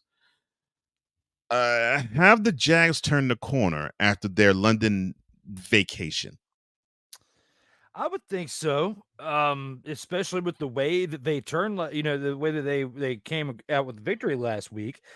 I mean, we cannot say this about the Bengals. I already went hardcore on that just a few moments ago, but I will say right here, when it comes for the Jacksonville Jaguars, I feel like they have turned the page, and that we're going to see a little bit more positive production from them the rest of the season.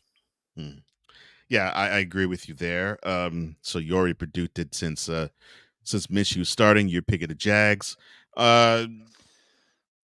It's not necessarily because Minshew's starting. I just think the Jags have the Colts number, and I will pick them as well because remember, the Colts 2 years ago had to go to Jacksonville to clinch a playoff spot, and they just didn't have it. They just simply didn't have it.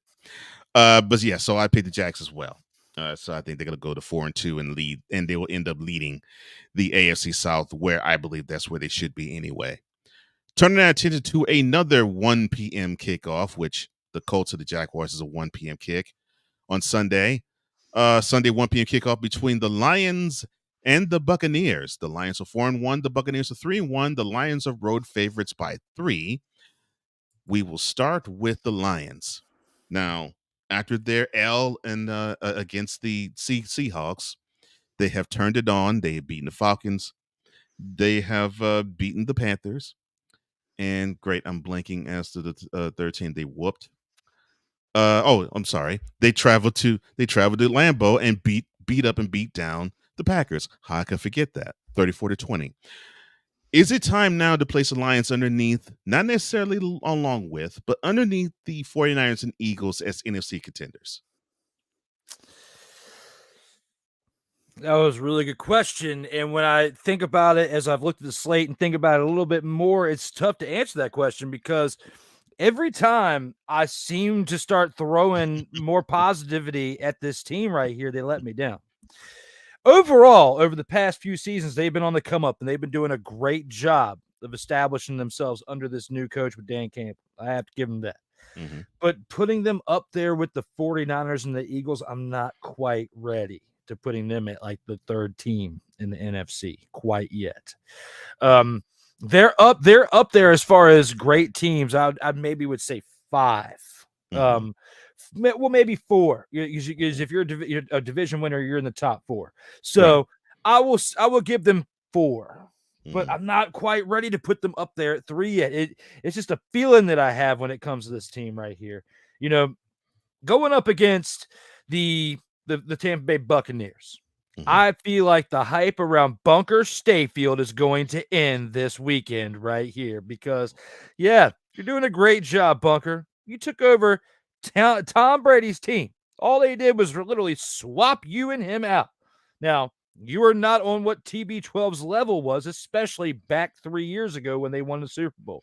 You are on Bunker Stayfield level, and you are eventually going to get exposed this year, and it's going to happen this weekend against the Lions, as the Lions will come out of this game 5-1, and the Bunker Stayfield-led Buccaneers will be 3-2. Bunker Stayfield. Stop it. Get some help. Oh my gosh. Speaking of Bunker Stayfield or Baker Mayfield, what does he have to do? What does he bring to the Bucs? I mean, seemingly he definitely is not Tom Brady, but for some reason they seem to respond to him positively. So what quality or what qualities does he bring to the team? I think the biggest difference that he brings to the team that Tom Brady didn't have is his mobility. Like, he's mobile, right? Yeah. Like, he can move around, get outside of the pocket. Tom Brady was literally like a statue of not a statue of Brady, a Statue of Liberty in there. It's just standing in the pocket. And I guess we can call him the Statue of Braberty. We'll just change that. Statue of Braberty. That's literally what he was out there on those fields. But Baker Mayfield, definitely you can tell the difference between having the quarterback of old and this quarterback of new. He has improved. I will give him that, but he is still on Bunker Stayfield status. And until this team shows me something otherwise, he's Bunker Stayfield in my book. Oh my goodness, Bunker Stayfield. You picked the Lions. I also picked them too. I think they'll go to 5-1. I think this would be a good test for them. Although I don't really consider the Bucks being that team. I still think it's a good test for them because they can actually say we have a win on the road against a winning team, and it is scary. You have to understand one of those division winners has to come from the NFC South. And it's going to be a tight one there when it comes to the top two of that division to determine who it is that's going. I really like the Lions, though. I just really like the Lions. I do too. I'm liking them more and more actually by the week. Mickey, how you doing, brother? I'm glad to see you. He says, afternoon, my brother Cole and Drew Willingham. How you both? I'm doing good, bro. Doing great, Mick. Thanks for coming on in. Appreciate it. Yeah. Oh man. All right. So we talked about two games that kick off Sunday at 1. All right, let's talk about the game that kicks off Monday night, 8:15. I'm sorry, all times Eastern. I should say that. 8:15 kick between the Cowboys and the Chargers. The Chargers are 2-2. The Cowboys are 3-2. The Cowboys, even after the 32-point butt whooping they took in Santa Clara in Northern California, they are 2-point favorites on the road. Speaking of which, so the defense, I said, is Super Bowl caliber. And yes, you would say, well, you say that, and the 49ers just ran roughshod all over the Cowboys. True. Sometimes you just have a bad day at the office. But that offense does not help them out. They do not do the Cowboys any favors at all whatsoever. Can the 2023 Cowboys offense be as potent as their defense? No. That's what's going to keep them back. And I'm not throwing any more hype on this team potentially ever again. No matter how good they get, especially after last week. So when I think about all this, their defense still is fairly decent, but even to lose the game that you lost, if you were as great of a defense as you were, you wouldn't have given up and lost by 32 points. 32 points. So nearly 5 touchdowns almost is what you lost by, and you're supposed to be this stellar defense in the league. I don't know, man. I have a lot of reservations about this team now more than ever based on the way that they lost this past weekend. Because if you have the caliber defense that you supposedly have, you should have – I expected you to maybe, if you did lose, it was going to be respectable. You got absolutely smacked. Like all the hype that was on you is drained out like a hot air balloon at this point. You are completely deflated. In my opinion.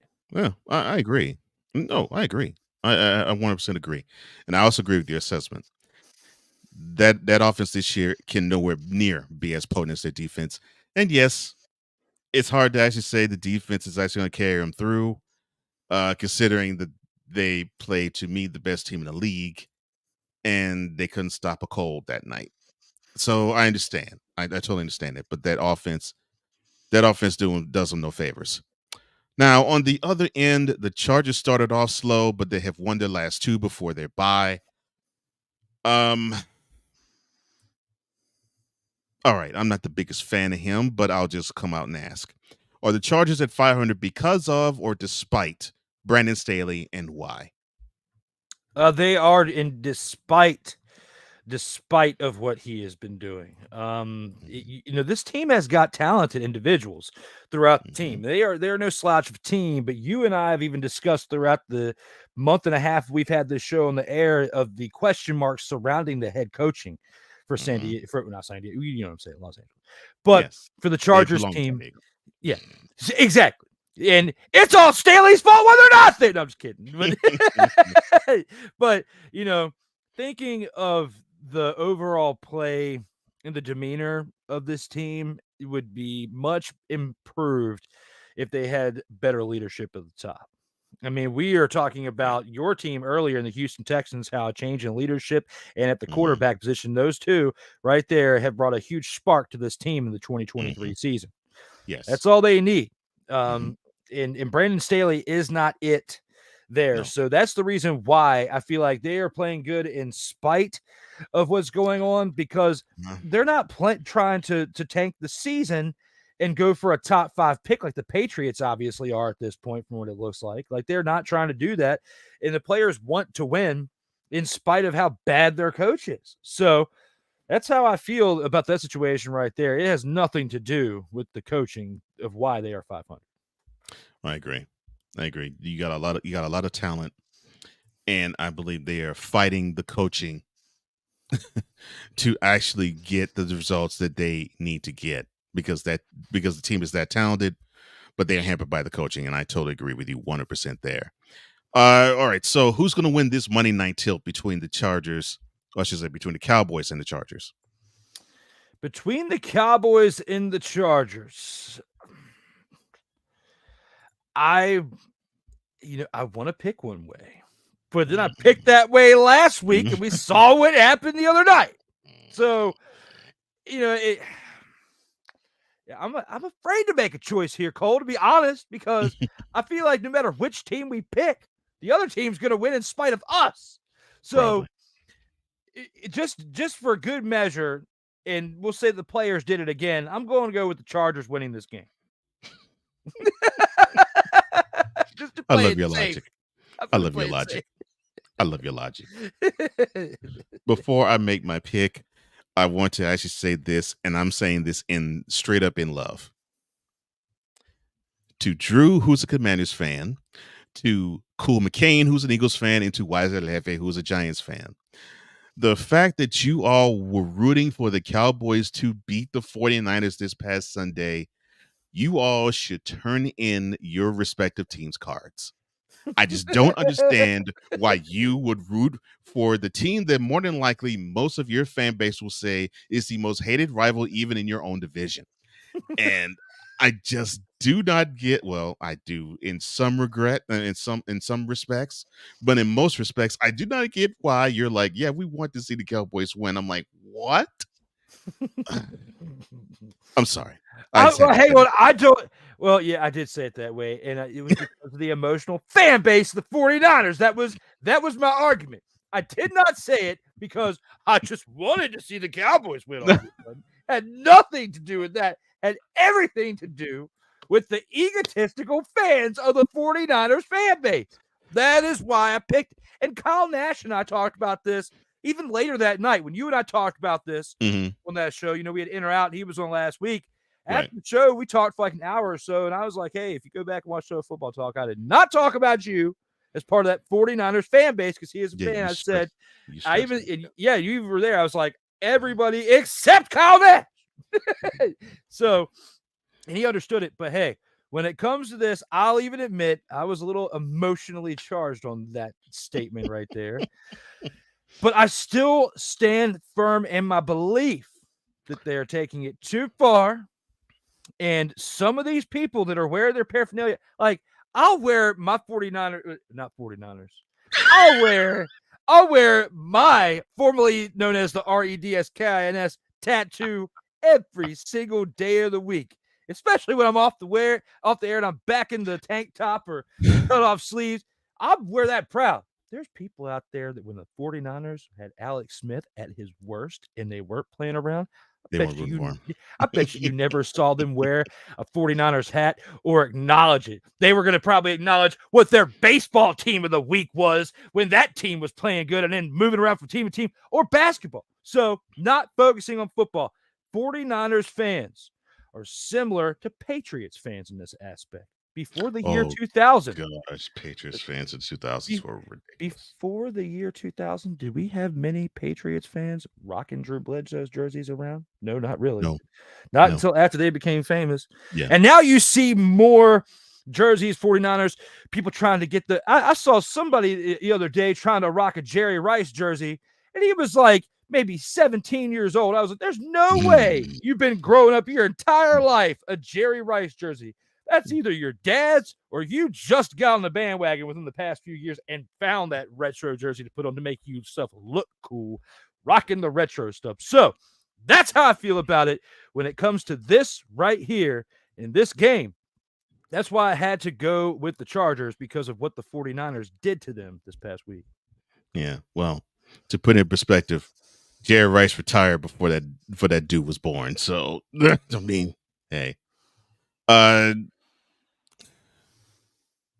I think that and I'm not doing this because I root for him. I think I'm gonna pick the Chargers. The Cowboys, because I think they're gonna bounce back, and I think their defense is actually going to play better because I don't think they're going to have to deal with as much of an offensive headache. Not saying they're not going to deal with an offensive headache because Justin Herbert is a bad dude, but I don't think they're going to deal with as much of an offensive headache. Now, does it mean that I want them to win? No, not on your life. But I think that's how little faith I have. That's how much faith I have in Brandon Staley, which is none. It's horrible. Mickey, thank you for sharing the show. I appreciate that, brother. Thank you. I should say Drew and I appreciate that. And Six says, yeah, with the 49ers visiting the Browns, there won't be any happy endings. No R&Ts. No R&Ts. We'll be right back after this. Oh my. Oh my.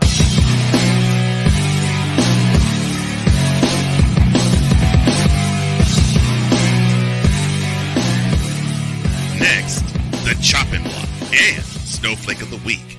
This is Total Football Talk. Join Ryan McCarthy. I became a Jets fan because Kermit the Frog was my favorite Muppet because he was green, and the Jets wore green. That's how I became a Jets fan. And Dustin Henry. ESPN is cashing all in on let's pay a few personalities and we'll just kind of fill in the gaps. As they walk you through all of the world of sports from their perspective. The Albany Empire, it's a literal circus. No credentials required. Where, Ryan, say the tag. Where you don't need a press pass to talk sports. Every Monday at 8 p.m. Eastern, 7 p.m. Central. On YouTube and where you can find all podcasts.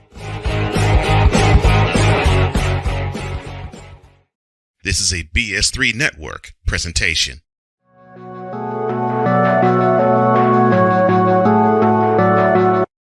I want to do a TED Talk, but I don't have anything to talk about yet. I'm getting there. Life is for the living. We're not here that long. You can learn anything you want to learn without any money spent. What do I really enjoy? What do I really want out of life?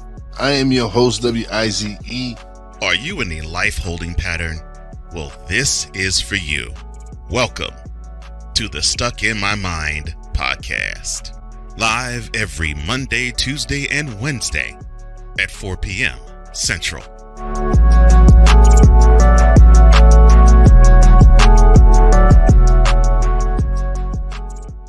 Football, and more football, you say? Well, tune in to Total Football Talk.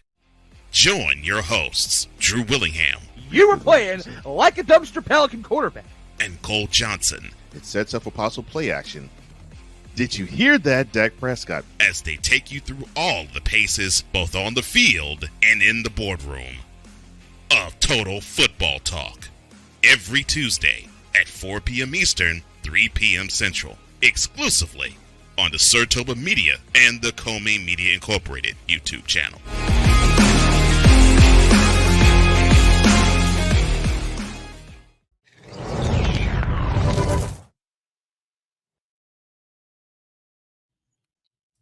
Welcome back to Total Football Talk with Drew Willingham. I am Cole Johnson. And, well, we're enjoying this. And thank you for giving us the love. Thank you for sharing this show. Thank you for subscribing to our networks and YouTube channels of Surtoba Media and Comey Media Incorporated. We appreciate that. And with that, we have to put some individuals on the chopping block.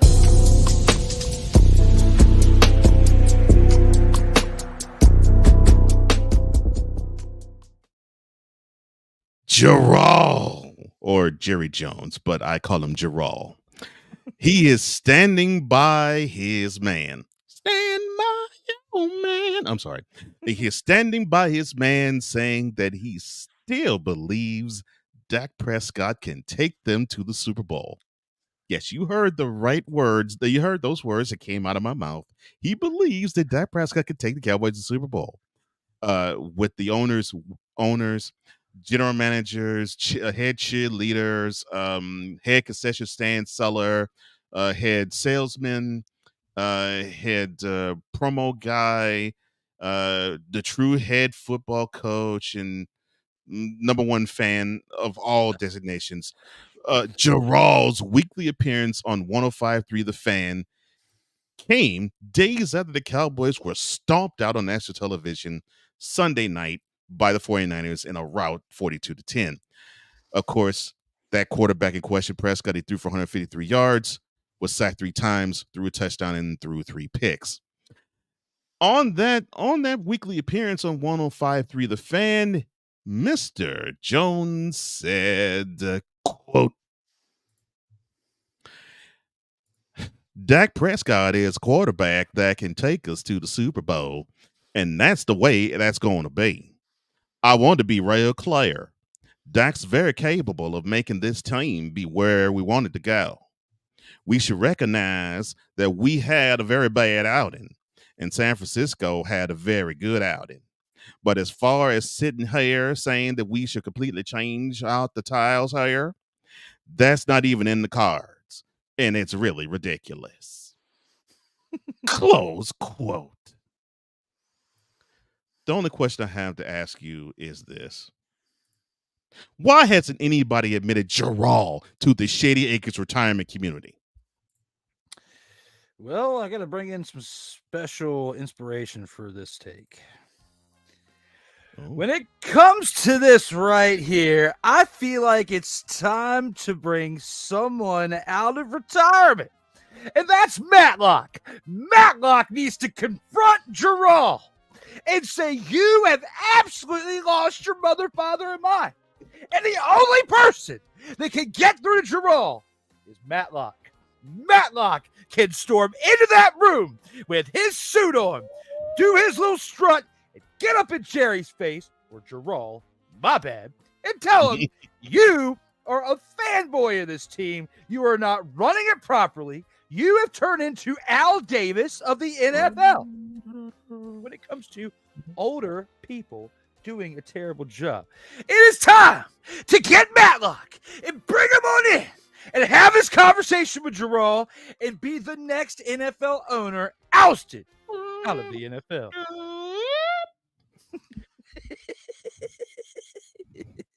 I'm Cole Johnson. I approve this message. Cowboys fan extraordinaire V like A3 says Dak Prescott played like a pterodon-sized dumpster pelican. And Sick asks, is Jerry Jones that senile? Unfortunately. And I really wish I want to say he's not. I really do. But come on, Gerald. You see it with your own, well, you might see it through your son's eyes now. I don't know. But come on, man. Dak Prescott's not the guy. He's worse than the one you had to precede him. Really? Oh, my gosh. Sad, sad, sad, sad. Hey. Who's giving them the business? Now, we touched on Bill Belichick, and I would talk about him, but we'll eschew that for this. So 5 days ago, my partner was looking forward to the Commanders mollywopping the Bears. And unfortunately, they got mollywopped. So in the aftermath of it all, part owner of the Washington Commanders, Magic Johnson, took to Twitter I'm sorry, wrong name, took to X. And he criticized Coach Ron Rivera's team, and he said they were playing with no intensity or fire in the 40-20 loss. And he said the latest poor showing for the Commanders in front of national primetime audience was too much for some of the home fans to take, apparently. And he also came appropriately with a soundtrack to boos. In the fourth quarter, a team chant of the old name, "Let's go," broke out. Or I would say, "Let's go slur. Let's go slur." I'm sorry. Now, credit to Ron Rivera, he said that it starts at the top, and that L was on him. But the criticism of Magic is where I want to center this question. Do you agree with him in the overall assessment of that game and possibly the overall direction of the Commanders as we are going into week 6 of this year? Oh, 100%. And when you look at when Ron Rivera is getting interviewed just before halftime, it was either just before halftime or right after halftime. Can't remember. It was right afterwards because they asked what happened in the locker room. So right after halftime, Ron Rivera is getting interviewed before he gets back on the field and pretty much asked, what type of motivation, what type of speech you guys have, what type of energy was going in the locker room, how'd you handle, the deficit pretty much going on at halftime. I don't remember the exact question, but I know the reaction. And the reaction basically was this: "Oh, I just let them handle it themselves. I let them talk about it amongst themselves." What kind of coaching when you are getting mollywopped like you have been in that game and in the game prior? Not really the game prior because you lost respect to the Eagles. Yeah, okay. 2 games prior. Mm-hmm. But you lost disrespectfully to the Buffalo Bills as well. Okay, so this is 2 games out of 5 where you've been embarrassed. Okay, and 2 out of the last 3. Yeah, it's not as bad as the Patriots and some other teams, but against the team that we've been talking about in a negative fashion for at least the first 3 weeks of the season, that is the Chicago Bears, had a 14-game losing streak against up until this point. That game, yeah. Yeah, and you give it up. So when you think about all that coming into this game, the only thing that I feel like, unless the NFL script is true, Cole, because it is pretty ironic that they lost 14 straight games. Dick Butkus passes away on the same day, and then ironically, a little bit of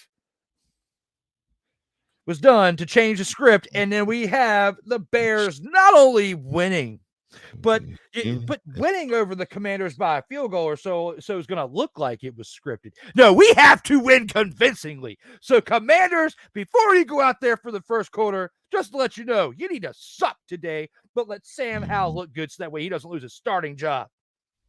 That could be potentially part of this is NFL scripted, or it could just be bad energy coming from the coaching at the top because Ronald Eugene Rivera has seemed like he has checked out now for the past few weeks. This entire offseason, Darrell and I were talking about this yesterday on CGR. This entire offseason, Ron Rivera was all hype, was all excited about this new ownership and this new season. Over the course of the past 2 to 3 weeks, he seems to have bits of fake rage. Even when he's having rage, it doesn't really seem like it's 100% organic. It feels like it's forced. Because if you don't do it, then you're going to get fired during the season. But this interview right there after halftime did not help his cause because it completely went 180'd, as you just admitted that you didn't even stand up for the team at halftime to have a conversation to try to lead them in the right direction. All you did was let them talk about it amongst themselves. No, not even your best captain can fix that situation right now. I did not know that it was a coach-induced players-only meeting at halftime. Goodness gracious. Come on, Ron. You know better than that. You played in the league. You know better. And people want to 100% give the blame on Jack Del Rio. I don't, because Ron Rivera was a defensive coordinator before he was a head coach and a defensive coordinator for many years. And on top of that, he played several seasons on the defensive side of football. Yes. So when you think about defensive playing experience and then defensive coaching experience, your strongest suit on your team should be your defense. And it's not. You've got great players on the defense, that do. have names like Chase Young and Montez Sweat on the top of that list. But Right. they're not even contributing what they normally would because of the type of leadership that they've got at the top of that whole thing. So when your offense is outdoing your defense and you're primarily known for your defensive specialties, there's huge red flags around that, in my opinion. It is time, whether it's during the season or once the season is over, Ron Rivera needs to be away from coaching this team altogether. If you want to leave him in the front office to do some type of things administratively, I'm okay with that because of what he means to the game of football, with what he's meant to this team, because he's been a part of it since all the culture change and all the wild stuff with the name and helped come up with a new name. I'm okay with him working in the office, but leading the team, I've had some reservations with for the past couple of seasons, and I'm being more vocal about it now than ever. I'm thinking the handwriting's on the wall, and I'm thinking he's trying to position himself for that. Similar to that of Bruce Arians of the Bucks, Yes. where he was on the sidelines and then he decided to be a consultant and went up to the booth. I'm thinking that's what he's trying to transition to, like you said, and you've said this a few weeks, not just on here, but on Commander's Gridiron Report, or every Monday, 3:05 Eastern, 2:05 Central, Sartoga Media, YouTube channel. He's looking for an executive position. And I think he's greasing the wheels for it to be an easy transition. And I think that, I actually think it started when they brought in Eric Bieniemy as the assistant head coach. So, and the fact that the offense seems to get more traction than the defense in terms of power and in terms of production, I agree with you. That is a problem, considering that, like you said, Rivera specialist defense, since he was a linebacker when he played, and he's been a defense coordinator for many years and for a couple different teams before he was a head coach of the Panthers, and long before he was a head coach of the Commanders. Yes, that is a problem. That is a problem. Mickey Delaney says, "Look, Jerry, slow your roll and stay in your lane." Yeah, I can't disagree one single syllable out of that, Mickey. Six says, "Nobody needs to see Jerry Jones in a leisure suit." But they probably did about 40 to 50 years ago. That's a scary thought. Mickey says, "Jerry, get off the weed, please." Six says, I'm sorry, V like A3 says, "Yes, sick. Yes, he is," talking about Gerald. And as I told my friend after the game, Gerald doesn't care about winning games or titles. All he cares about is being in the news.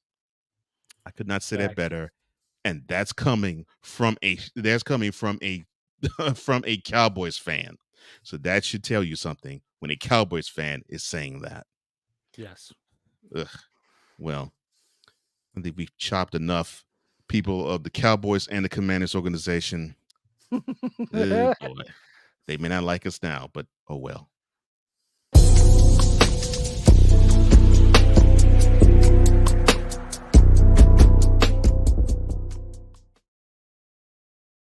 Total Football Talk.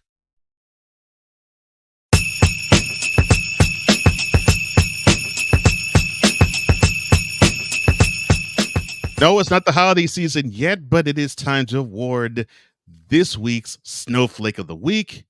And Drew, who is your snowflake this week? This is my favorite segment of this entire show. Why? Because we get to expose the snowflake of the week. And on this particular episode, all the hype that was given to this kid to give him the keys to the team. You kick out a legend. The legend goes down. The legend does not play anymore this year. Yet this kid gets the keys to the castle.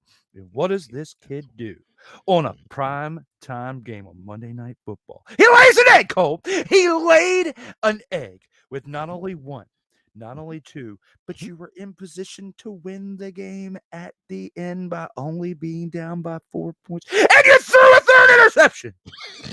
I just cannot express enough how much of a snowflake this kid is for throwing 3 interceptions prime time against Jimmy G, who's been falling apart as of late as well for the Raiders. And if you haven't guessed by now, I'm giving my Snowflake of the Week to Jordan Love of the Packers. It is time to acknowledge that he is a snowflake. And for that, I'm going to give it... Acknowledge me. Followed by a... Yeah. And when it comes to his play last night... That's terrible. Absolutely, because I can't watch it. If you are a fan of this team or the Raiders, you should have been snoozing. You shouldn't have set an alarm to watch the end of the game because you didn't miss anything. All you did was miss not one, but two, but three interceptions. It's time to give up hope on this kid. He threw 3 interceptions. I've had enough. It's time for the Snowflake of the Week, my pick being Jordan Love. Oh my gosh. It's time to acknowledge that he's a snowflake. That is just that's some brilliant. That's some brilliance right there. Oh my gosh. Well, I'm going to focus on the Sunday night game. And I have my pick of the litter. And I was going to award it to Dak Prescott because he had the audacity to believe that a reporter asked him in the 38-3 victory over the Patriots last Sunday. So, have you been thinking about the game that eliminated you from the playoffs this past year against the same team you're going up against Sunday? And Dak had the nerve to say, well, thank you for giving me the extra motivation, and huffed off. Well, you did a great job. 150 yards, a touchdown, and 3 picks. But no, you're not the guy. No. Your teammate, who's supposed to be the defensive leader and the best player on the team, gets it. Yes, I'm looking at you, number 11. I'm looking at you, Micah Parsons. Why? Because not only did you only have 2 quarterback hurries, no sacks, no pass defenses, barely a couple of tackles, but you had to go ham on your podcast and actually intimate, quote, the 49ers aren't higher than us, close quote. Buddy, Let me talk to you. You stunk. What? You put crap on the field. What? You boo-boo. What? Dung. What? Compost. What? I mean, it was ridiculous. You laid, I would say you laid an egg, but you all laid so many eggs by yourselves that you could actually have a chicken farm. It was ridiculous how you could say in a 32-point defeat that the team that you got finished getting whooped by is not higher than you. You all were looking like all these dumpster pelicans in this photo. How dare you out your mouth say the 49ers aren't higher than we are when they proved it on the field that you don't belong on there with them? Come on, brother. You got to do better than that. Please. I read that yesterday morning and it made me sick. Come on, man. You got to do better than that. And this is why people root against the Cowboys. I don't root against you all. I root against most of their fan base. But this is why they root against Cowboys, because you have these ridiculous takes like the fans do. You got to do better than that, bro. Nah. Take that defeat. Own it. Say it. The 49ers own the Cowboys. Say it, son. Because they do. They own you. You can say otherwise, but until you beat them in January for sure, the 49ers own you. The Scarlet and the Gold, they own you. Point blank, period. They get out of my face, son.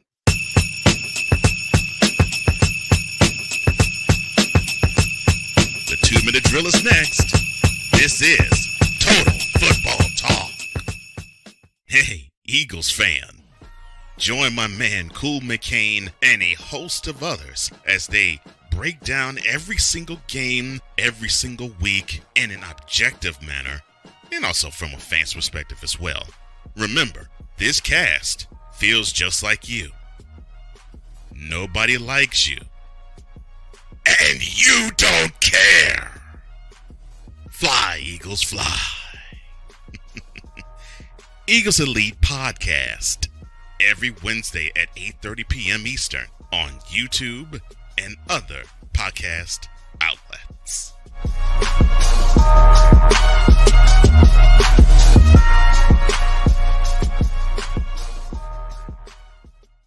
Oh, yes.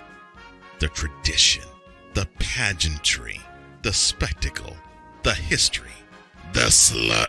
Wait. I gotta rep my brother's stuff right. All my DMV soldiers, stand up! And welcome to the Commander's Gridiron Report. You want your commanders to be repped right? Well, D. Willie is your man. Commander's Gridiron Report. Every Monday at 3:05 p.m. Eastern, 2:05 p.m. Central. Exclusively on the Sertoba Media YouTube channel. Music by J. Cool. Where my soldiers, right side, commanders. Where my soldiers, left side. Join the transporter to Hades. Your butt and gut becomes one. Join the reformer of hooker whores. This is my daughter, Placenta Booty Johnson. Join the bronze god. Whenever you are in distress, take off your baseball cap and throw it in the air. Join your very own superhero of broadcasting, Chris Bass. So whatever color crayon they get, they palm it and do 2 circles, and that translates to, I can be the black people. As she takes you through the week's paces in Baseline. Live every Saturday at 8 a.m. Eastern, 7 a.m. Central, Pacific time zone people, just stay asleep when this is on live and just catch the recording. Oh, I'm sorry. Exclusively on the Chris Bass YouTube channel.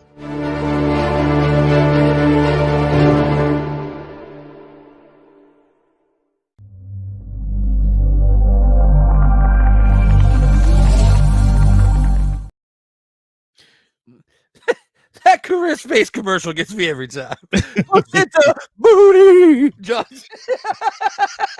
It gets me every time. Yeah. I love that commercial. And Chris Bass, he's a great guy. If you guys have not seen his content, please check him out on YouTube, Facebook, Fridays. I'm usually at work. I try to tune in when I can. If I'm not listening to it on the way home, say I have like a 45-minute drive. I love Chris Bass and stuff. It makes me laugh. Says some wild stuff. Brings you in on some cultural things and things outside of that as well. But the random stuff is sending them back to Hades. It comes out of his mouth, especially stuff that we've experienced on So Man in the Morning on Fridays. He has some great things that he says. Great guy out there in these streets. I agree. Cannot argue that point at all. Love Chris Bass. Love him as a person. Love him as a content creator. Great guy, and learned a lot from him in the short time I've known him. We're now in the home stretch of Total Football Talk with Drew Willingham, a.k.a. Bobby Boucher. I am Cole Johnson. Love the jersey, by the way, sir. And thank you. Wish app, $27. Wish app, okay. Back when it was a thing. I don't know if it still is, but I got this. This was before. It's like pre-pandemic. You know how we have like BC and AD? I refer to things now as pre-pandemic and post-pandemic. Okay? This is a pre-pandemic Wish app. You ordered on Wish app, $27. It may take like 2.5 months to get to your house, but it gets there, and it's only $27. And it even says the water boy on it, and Boucher on the back, and everything. It's got the details. Even the Bourbon Bowl logo is good for $27 and 2.5 month wait. Oh my gosh. Goodness gracious. Okay. To the 2-minute drill we go.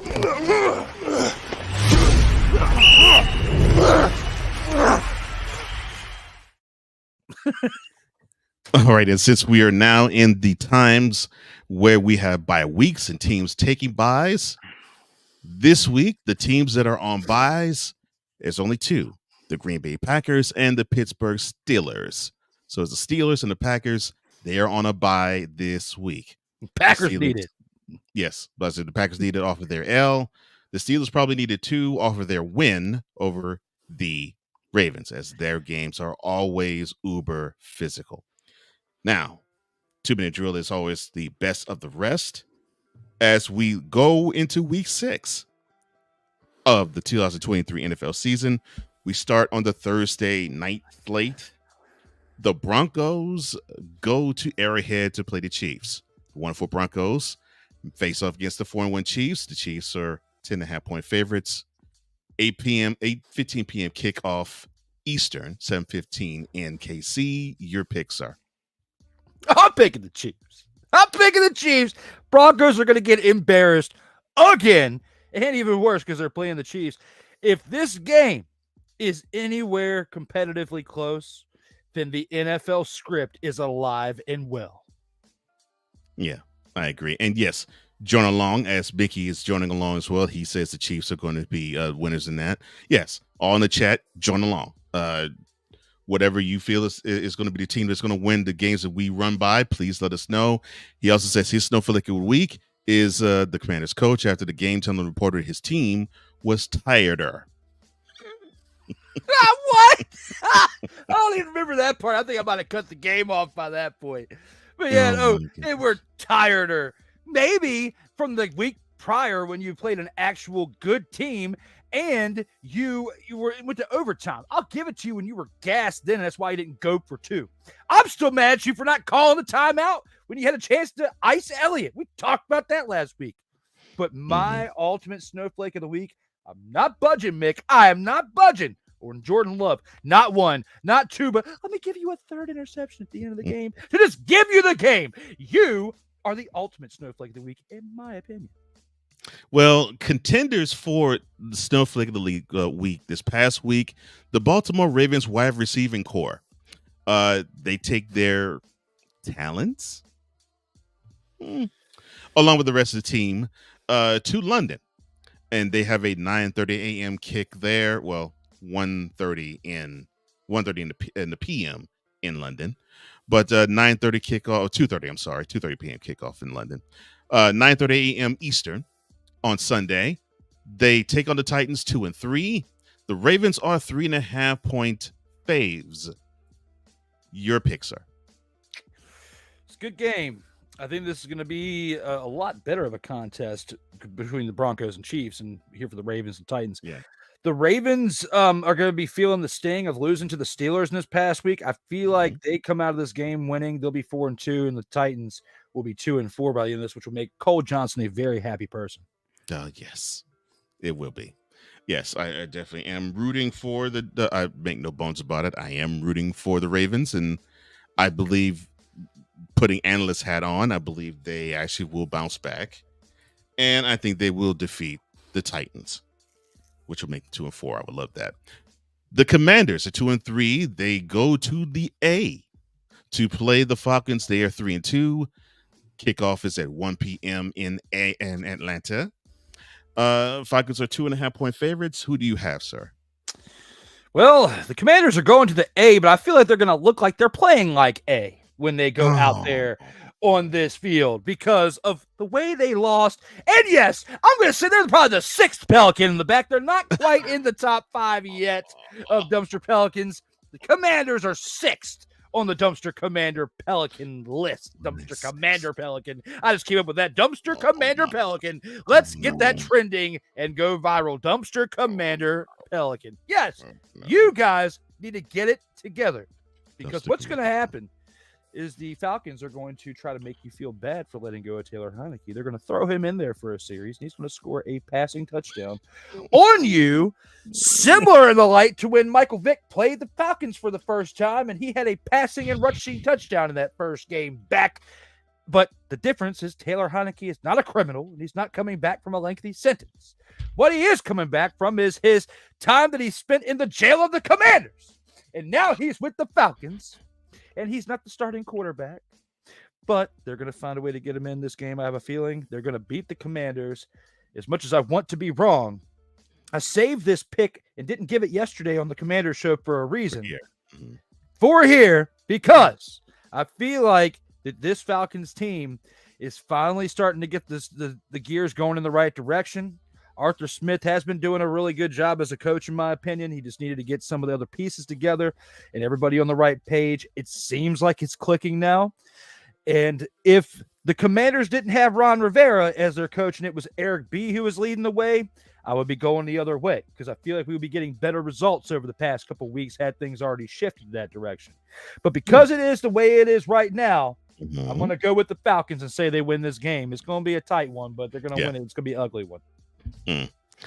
Sid Dickey says, oh yeah, by the way, Drew earned his second-degree belt in Kinnison Alphabet 2 karate recently, hence his amped up tone at times. Called it beautifully, sir. I would agree with that statement, except for it wasn't recently. I acquired this gift back in 1987 when a mother-father was born. I was born with this. That's how long it's been going. And yes, I have the high quality cover the label. But yes, I have high quality H2O right here. All the H2O. Oh Lord. Okay. Mickey picks the Ravens along with us. VLOC83 says the Commanders are about to destroy the Falcons. I don't think they're going to destroy them. I think it's going to be a close game, but I sort of agree with Drew. Although the chat disagrees with us because they're saying that they think the Commanders are going to win. I think it's going to be a close game, but I think the Falcons are going to pull it out. I hope I'm wrong. But I don't want to be wrong again multiple weeks in a row. Especially I feel bad picking the Cowboys last week. I'm trying to make up for it. Gosh. I would say I wouldn't let you live it down, but it's like you won't let yourself live it down. The Vikings and the Bears, Sunday 1 p.m. kickoff. This is a clash of the Titans because the Vikings come in this game 1-4, and the Bears come into this game 1-4. The Vikings are the road favorites by 3. This game's at Soldier Field. Sunday kickoff is at 1 p.m. Eastern, noon in Chicago. What is your pick, sir? I didn't have the Vikings being 1-4 coming into this game. If you would have asked me 6 weeks ago, this is wild. But I feel like they get the win here. The celebration for the Bears is over. They're going to have celebrated a little bit too much by the time they get back home in Chicago, and they're going to lose this game pretty decisively to the division rival being the Vikings. Dang, I actually have to agree with you. I'm just not feeling the Bears. I'm not feeling the Bears at all. Look, the Vikings haven't been whooped yet. They've had these close losses to the Bucks, close loss to the Eagles, close loss to the Chiefs, close loss to the Chargers. They haven't been. All of them have been by one score or less. So I think the Vikings are going to win because the Bears just are inconsistent and the team is in such turmoil and disarray. VLOG83 says that the Falcons have a bad knack of choking away leads. Heck, they almost showed away the lead they had against the Texans last week. So yeah, you got a point. It's uncomfortable to watch. Yeah, Mickey says you are wrong, Drew. He says give me the Bears, and he says you're wrong with the Washington Atlanta pick. But yeah, he says in that game give him the Bears. Well, yeah, I just don't trust the Bears. I want to, but I just don't. Another Sunday 1 p.m. kickoff. The Bengals hosting the Seahawks, and it is 1 p.m. in Cincy for the kick. The Bengals are home faves by 3. Seahawks are 3-1. The Bengals are 2-3. Your choice, your pick, sir. Seahawks. I can't say much more on the Bengals. You guys see our commercial. You know how I feel about that quarterback right now. My thoughts haven't changed. I'm going with the Seahawks being 4-1. Joe Burrow, dumpster Pelican. He's moved down the list. Let's say he's number 4 right now.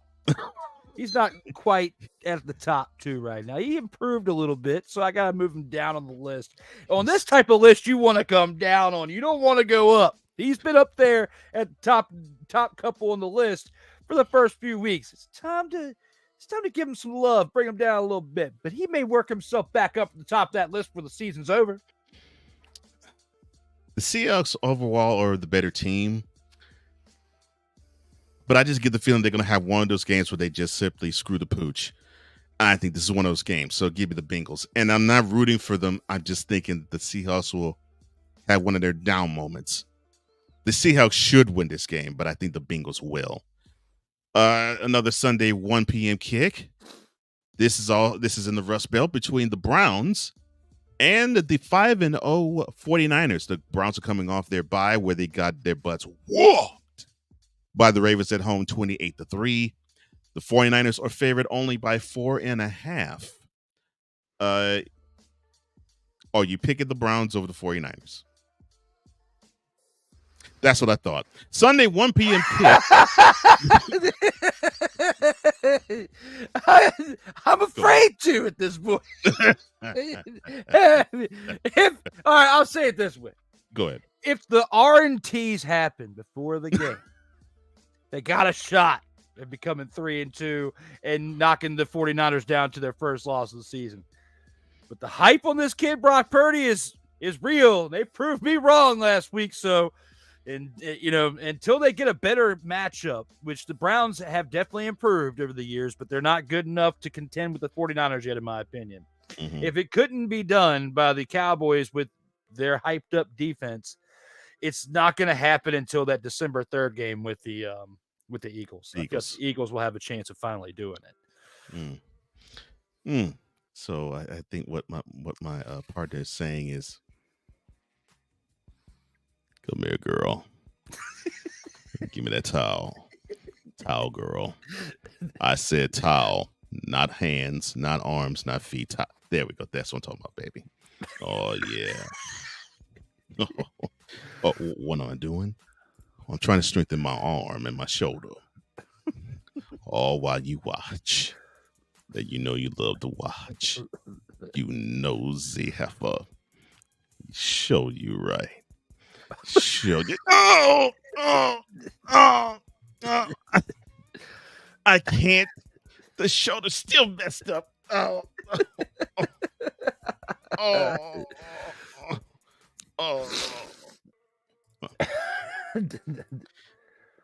That is what will happen.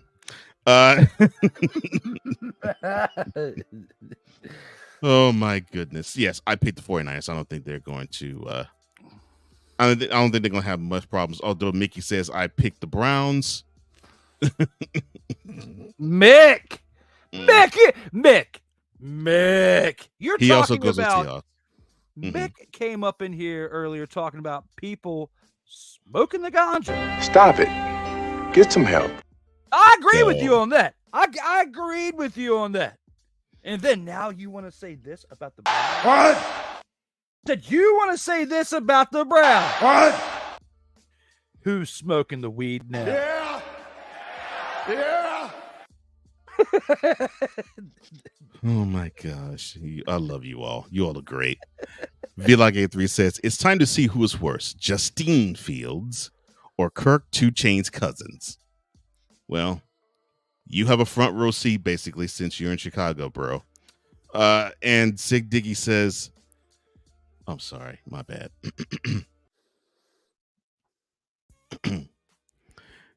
The smooth ASMR delivery by Cole Sports is brought to you by Sleazy Salons. No mani petties, just hands and feet done. Show you right. You might get a special lotion if you good, girl. Oh, I'm sorry. Back to 2-minute drill. Another 1 p.m. kickoff. This time at South Beach. The Dolphins at 4-1. They host the Carolina Panthers at 0-5. The Houston Texans, they are 2-3. They'll be hosting the Saints. Come on now. The Panthers and Dolphins in Miami. Who do you have? You did the best by skipping it because we know the Dolphins are going to destroy them, especially after what they did, especially after what the Panthers did this past week with playing in the matchup they did against the Lions. So looking at that, where they're playing an even harder team this next week, oh yeah, they're getting destroyed. Yes, and the Dolphins are favored by 13.5, and yes, the Dolphins should not have any problems with the Panthers. Sunday 1 p.m. kick, but it's at noon in Houston. The Texans at 2-3 host the Saints at 3-2. The Saints are favored by 2.5. Who do you have, sir? With this one's definitely going to be an easier contest to go back and forth on, but I think I'm going to take your Texans in this one. The Saints, even though they got a better record, they only got a better record by one more win over the other team. So that's true. It's only the records flip. They only have a difference of one win and one loss between the two teams. So I'm not sold on Derek Carr and what this team has been doing this season.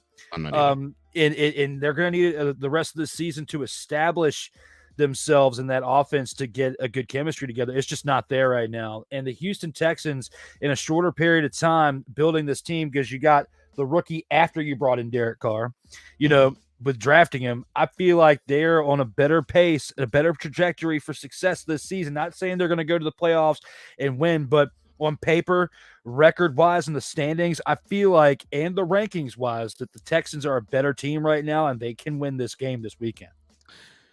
I think the Saints on paper are better, but the Saints, they have, although this all would be belying the statement considering what we saw Sunday, but then again, this was the Patriots. The Saints, they have the propensity to let teams still be lingering in games. So, because of that, I'm picking the Texans. Not necessarily because I think they're better, but I just think they're at home. And the Saints, they just let teams linger, and they let them linger for far too long. Like A3, oh sorry, my bad. Sick Dicky says, and Yup Mouth Dental Insurance. Either keep it minty or keep it shut. I love that. Like A3 says, the elves are going down. And elves he's talking about meaning the Browns. Thank you, Brownie the Elf. Mickey Delaney says the Brown, or I think he means Browns, will smack the taste out of the 49ers mouth. And of course he says, give him the fish. And he says, here come the Saints. And I think they'll say there go the Saints too. But yes, I'm proud of the Texans. And the Saints, they'll have other battles. 405 kick, 205, 105, I'm sorry, in Vegas between the Raiders at 2-3 and the Patriots at 1-4. The Raiders are 3-point home faves. And who do you have in this game, sir? Based on what they did yesterday, doesn't really mean that they're going to come into this game and get the win. I think with the way things have gone for the Patriots over the past few weeks, it's time for them to come over the hump. They're going to finish this week 2-4. They're going to beat the Raiders.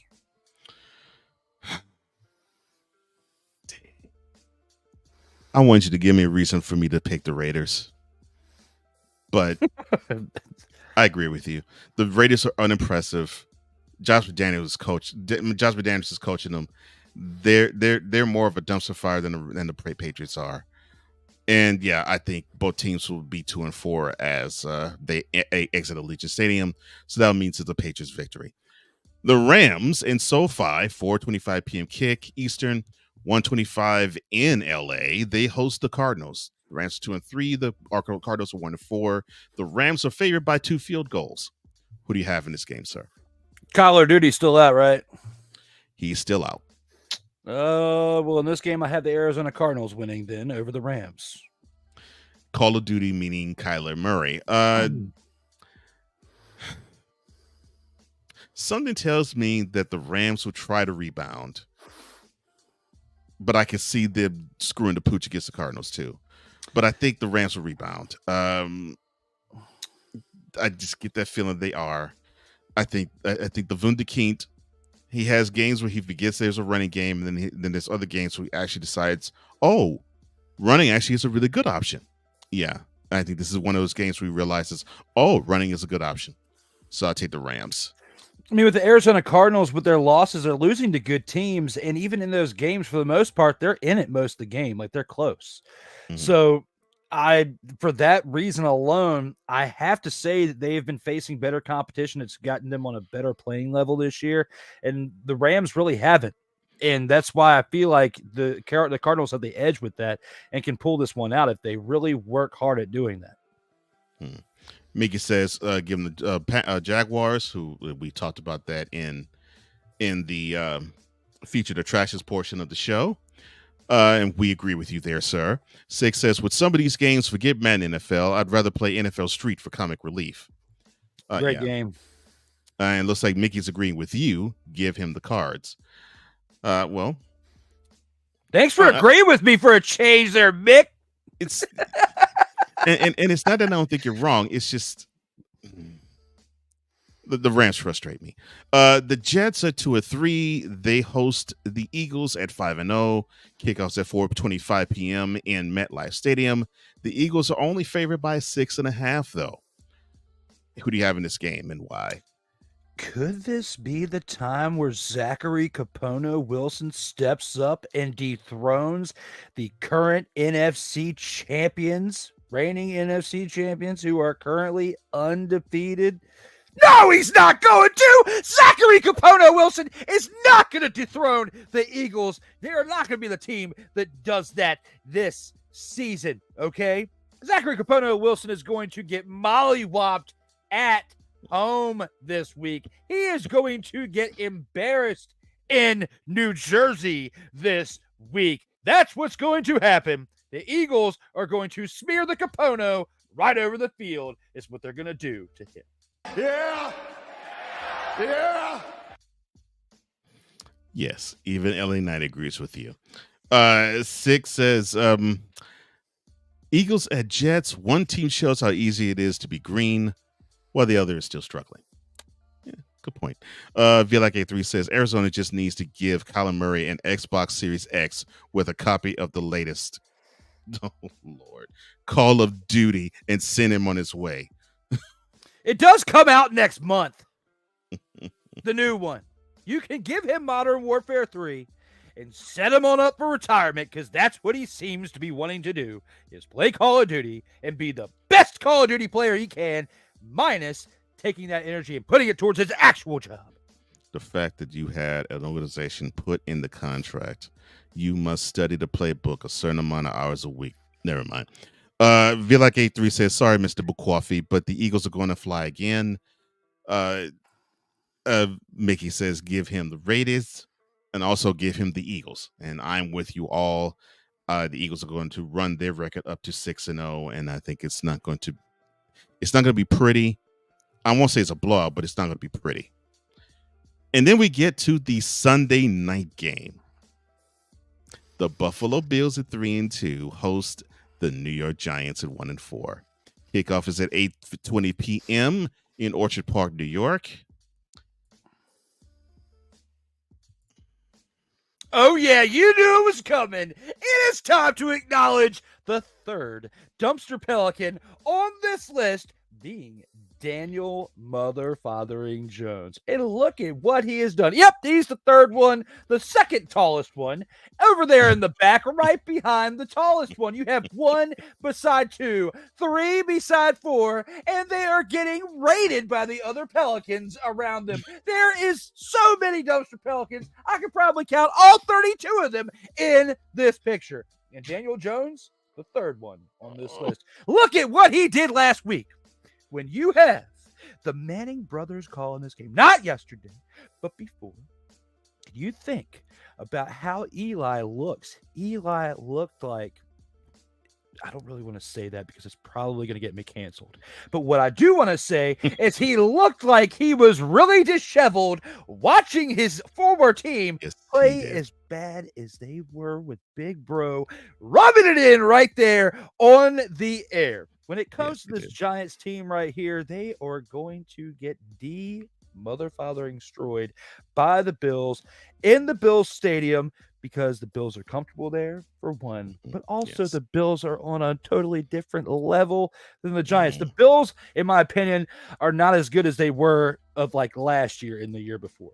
I feel like they've stepped down a little bit. They've regressed a little, But they're still light years better than this Giants team led by Daniel Mother-Fathering Jones. And they are going to do great things against this Giants team this weekend, that being the Buffalo Bills. 6 says, with the Giants at the Bills, I'm getting nostalgia for Domino's Pizza and Buffalo Wings, both barbecue and hot sauce regarding the ladders.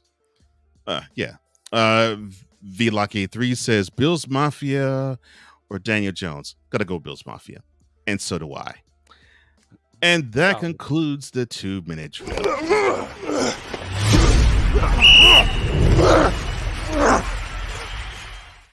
Always get sad when we end the 2-minute drill because that's when I know the show's almost over. Man, I'm glad I made that mistake.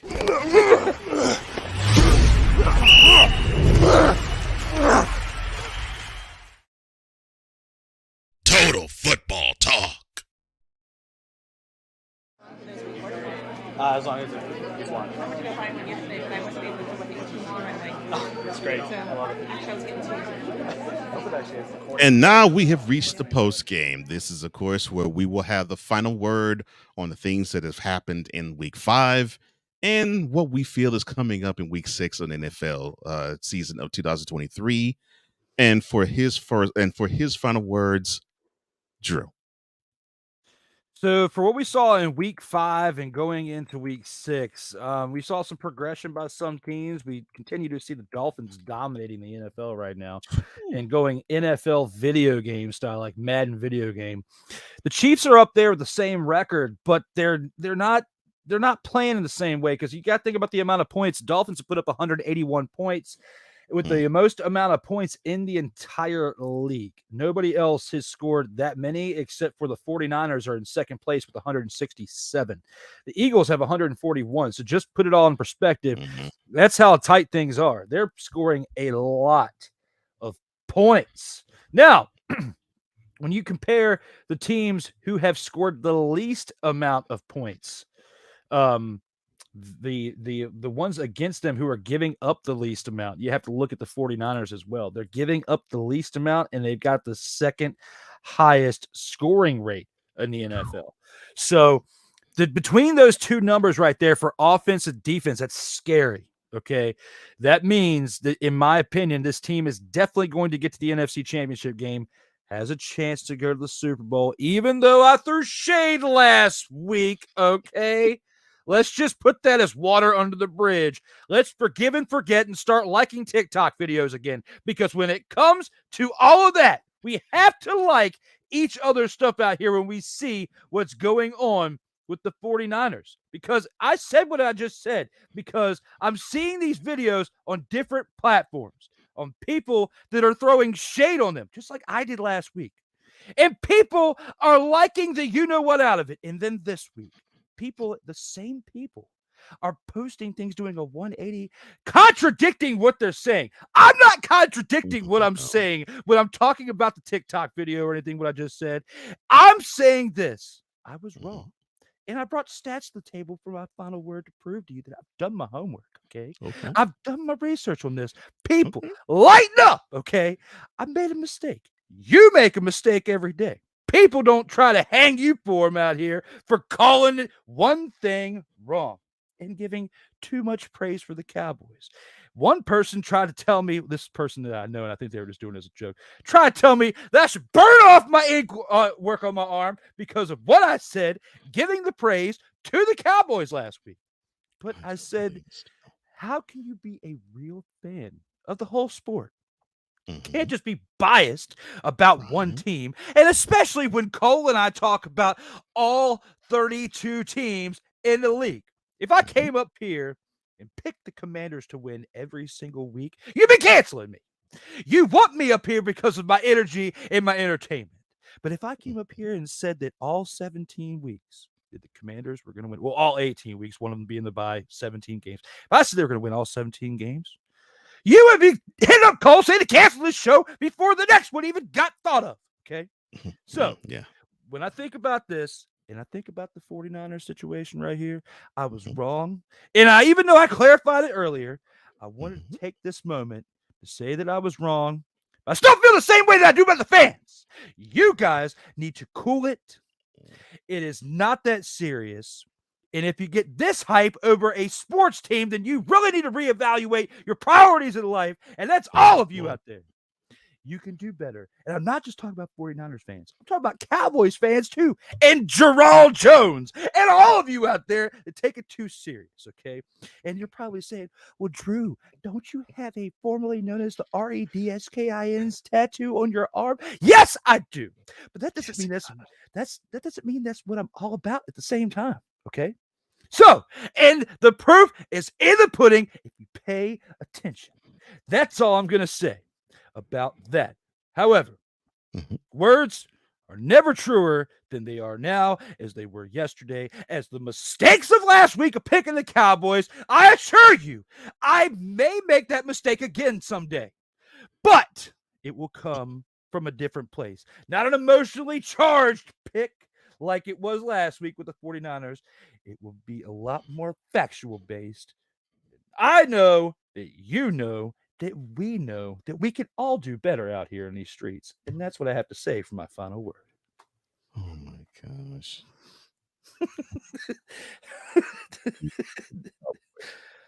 A Niners fan, an Eagles fan, a Giants fan rooting for the Cowboys. I thought the world ended when I saw that. Lord have mercy.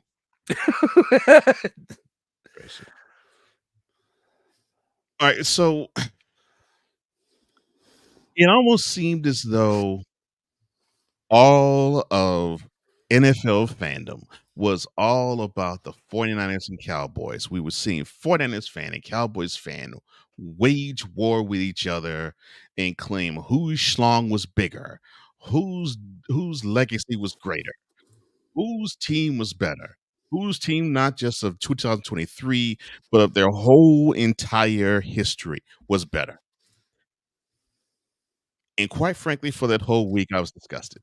And why? Because it seemed as if we got caught up in a loop where the other 30 teams didn't matter. And it's not even because two teams are good. It's the fact that it seems as if that was the main focus. And it shouldn't have been, because there's other great teams here in the league. Now, I will give y'all credit. There's only two other matchups in the playoffs that we have seen as frequently as the Cowboys 49ers. That'd be the Cowboys and Rams and the 49ers and Packers. All three, of course, along with the Cowboys 49ers, they have all met in the playoffs 9 different occasions. So I understand the glamour matchup, because that's what I call it. It's a glamour matchup.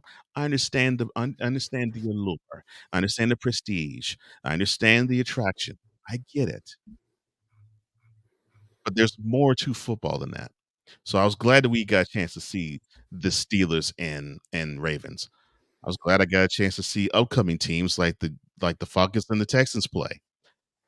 And yeah, it was a hot mess to see the Commanders and the Bears play, but I was happy to see that, because it was good to see a team dedicate their win to a fallen great in Did Buckus. But with all that being said, there's a bigger world, Cowboys fan and 49ers fan, than your group. Now, others who I know are intelligent enough. I'm talking to those who want to basically say how many rings, because guess what you both share? You both share the propensity of doing that and rubbing the rings that you have amassed and accrued to everybody else to prove that your team is greater than everybody else. Well, guess what? The worst team in the league has more rings than you two do. Now you can take that and smoke it. As long as it's one. Oh, it's great. I love it. I hope it actually is recording. Listening to it. And for those of you that are going to smoke it, like my man just said, you can take the words from that song, and I believe 3-6 Mafia brought this back out in the mid-2000s. Because those of you that are acting like that are probably the ones singing, we gonna drink, we gonna drive, we gonna smoke, and get high. That's what you're doing if you have that mindset. I like that. Mickey's loving the message. Says, he says, amen, preach, Brother Drew, which I agree with you too. He says, come on, Cole, Bring the plastic plate like Drew did. B-Log says, well, I knew Cowboys were going to lose, but I would have liked for them to see. I would like to see a better fight. But you're right, Cole. We need to look at all the teams. Mickey says, come on, Cole, get fired up. And V-Log says, someone please relay this message to the moronic Republic of Cowboys Nation. They need to hear it. And I agree with you. But of course, you're not in that group. Thankfully, you were not, Victor. I'm sorry. Go ahead, sir. We touch base with something real quick, Mick. When it comes to this statement right here on Come On, Cole, get fired up. If I had this man's schedule, I would not have the energy that I have when I come on these shows. So the counterbalance that you have with this show, Cole brings us the awesome visuals in the planned prep and still says some articulated great words. Thank you. But if you want someone that's going to just go from 0 to Sam Kinison out of nowhere, that's why I'm here. That's why we have the show that what we have today is the counterbalance act. Cole is Cole's the what's up girl Barry White, and I am the Sam Kinison bringing the energy on the verge of a heart attack, ready to bring it here. No, I'm just kidding. But we're all having fun out here in these streets, and if we had the same exact energy in the same exact person, you guys would lose your mother-fathering minds because there would be no break in the conversation. There'd be no breaths, and somebody would die during the broadcast of overdoing it. So I cannot work with someone like myself for 3 hours because I would literally push myself to the brink trying to outdo myself from the previous take. Yeah, and if it was two people that were just amped all the time, Dion. Ain't nobody care. Who cares? Ain't nobody care. On top of that, if this was part of a big time network, they'd hire this man to say this. Yeah. And then, if we were both like that all the time, eventually we'd have this type of conversation as well. Stop it. Get some help. Yeah. Mickey says, okay, I'll back off, Cole. But look, I appreciate you guys. You have any more words to pass along to everybody before we do break camp and leave? Most importantly, like every week, thank you all for tuning in. It makes this even funner experience. We already have a blast doing this together, but having the fans come in here and put your 2 cents in, especially Mick giving me a hard time for my picks for a little bit, it's a little humbling. You guys did great. I appreciate it. When you are part of this show, you bring out the best in not only myself, but Cole Johnson. But biggest things to get excited for my own self projects, if you want to see them this week, in about 2 hours, I got to jump off here in a minute. We got In or Out Sports Debate, episode 103. Ryan O'Neal is on tonight. And then in 2 days, on Thursday, episode 5 of D. Willie in the Evening. If you want to see an episode called Establishing Dominance for $37, that is what this week's episode is going to be. Thursday, 11:15 p.m. Eastern time. The comedy's coming. It's not even sports-based. We're in a whole new element, taking things to a new level for you, from me, to you, from me. We're here, 11:15 p.m. Eastern time, 2 days from now. Oh, I can't wait to see that one. And of course, I can't wait to see In or Out later on tonight as well. Because if you think he brought the energy now, wait until you see later on tonight. Goodness gracious. And if you want to reach this man, Mr. Drew Willingham, his social media apps are there, from Cash App to Instagram to Twitter to, X, to Facebook to TikTok and YouTube, which is the Surtoba Media YouTube channel. And for me, you can reach me at flowcode.com/page/host Cole Johnson for any and all your needs. And of course, you can catch me at the Comey Media Incorporated YouTube channel. So with that being said, thank you for liking, thank you for sharing, thank you for subscribing, and thank you for hitting that notification bell so you can catch any and all content that emanates from the Surtoba Media YouTube channel or the Comey Media YouTube channel. For Drew Willingham, I am Cole Johnson, here to say in parting, as we always do, in life, just like a tackle, keep your head up, and always remember, you gotta play until the whistle blows. So long, everybody.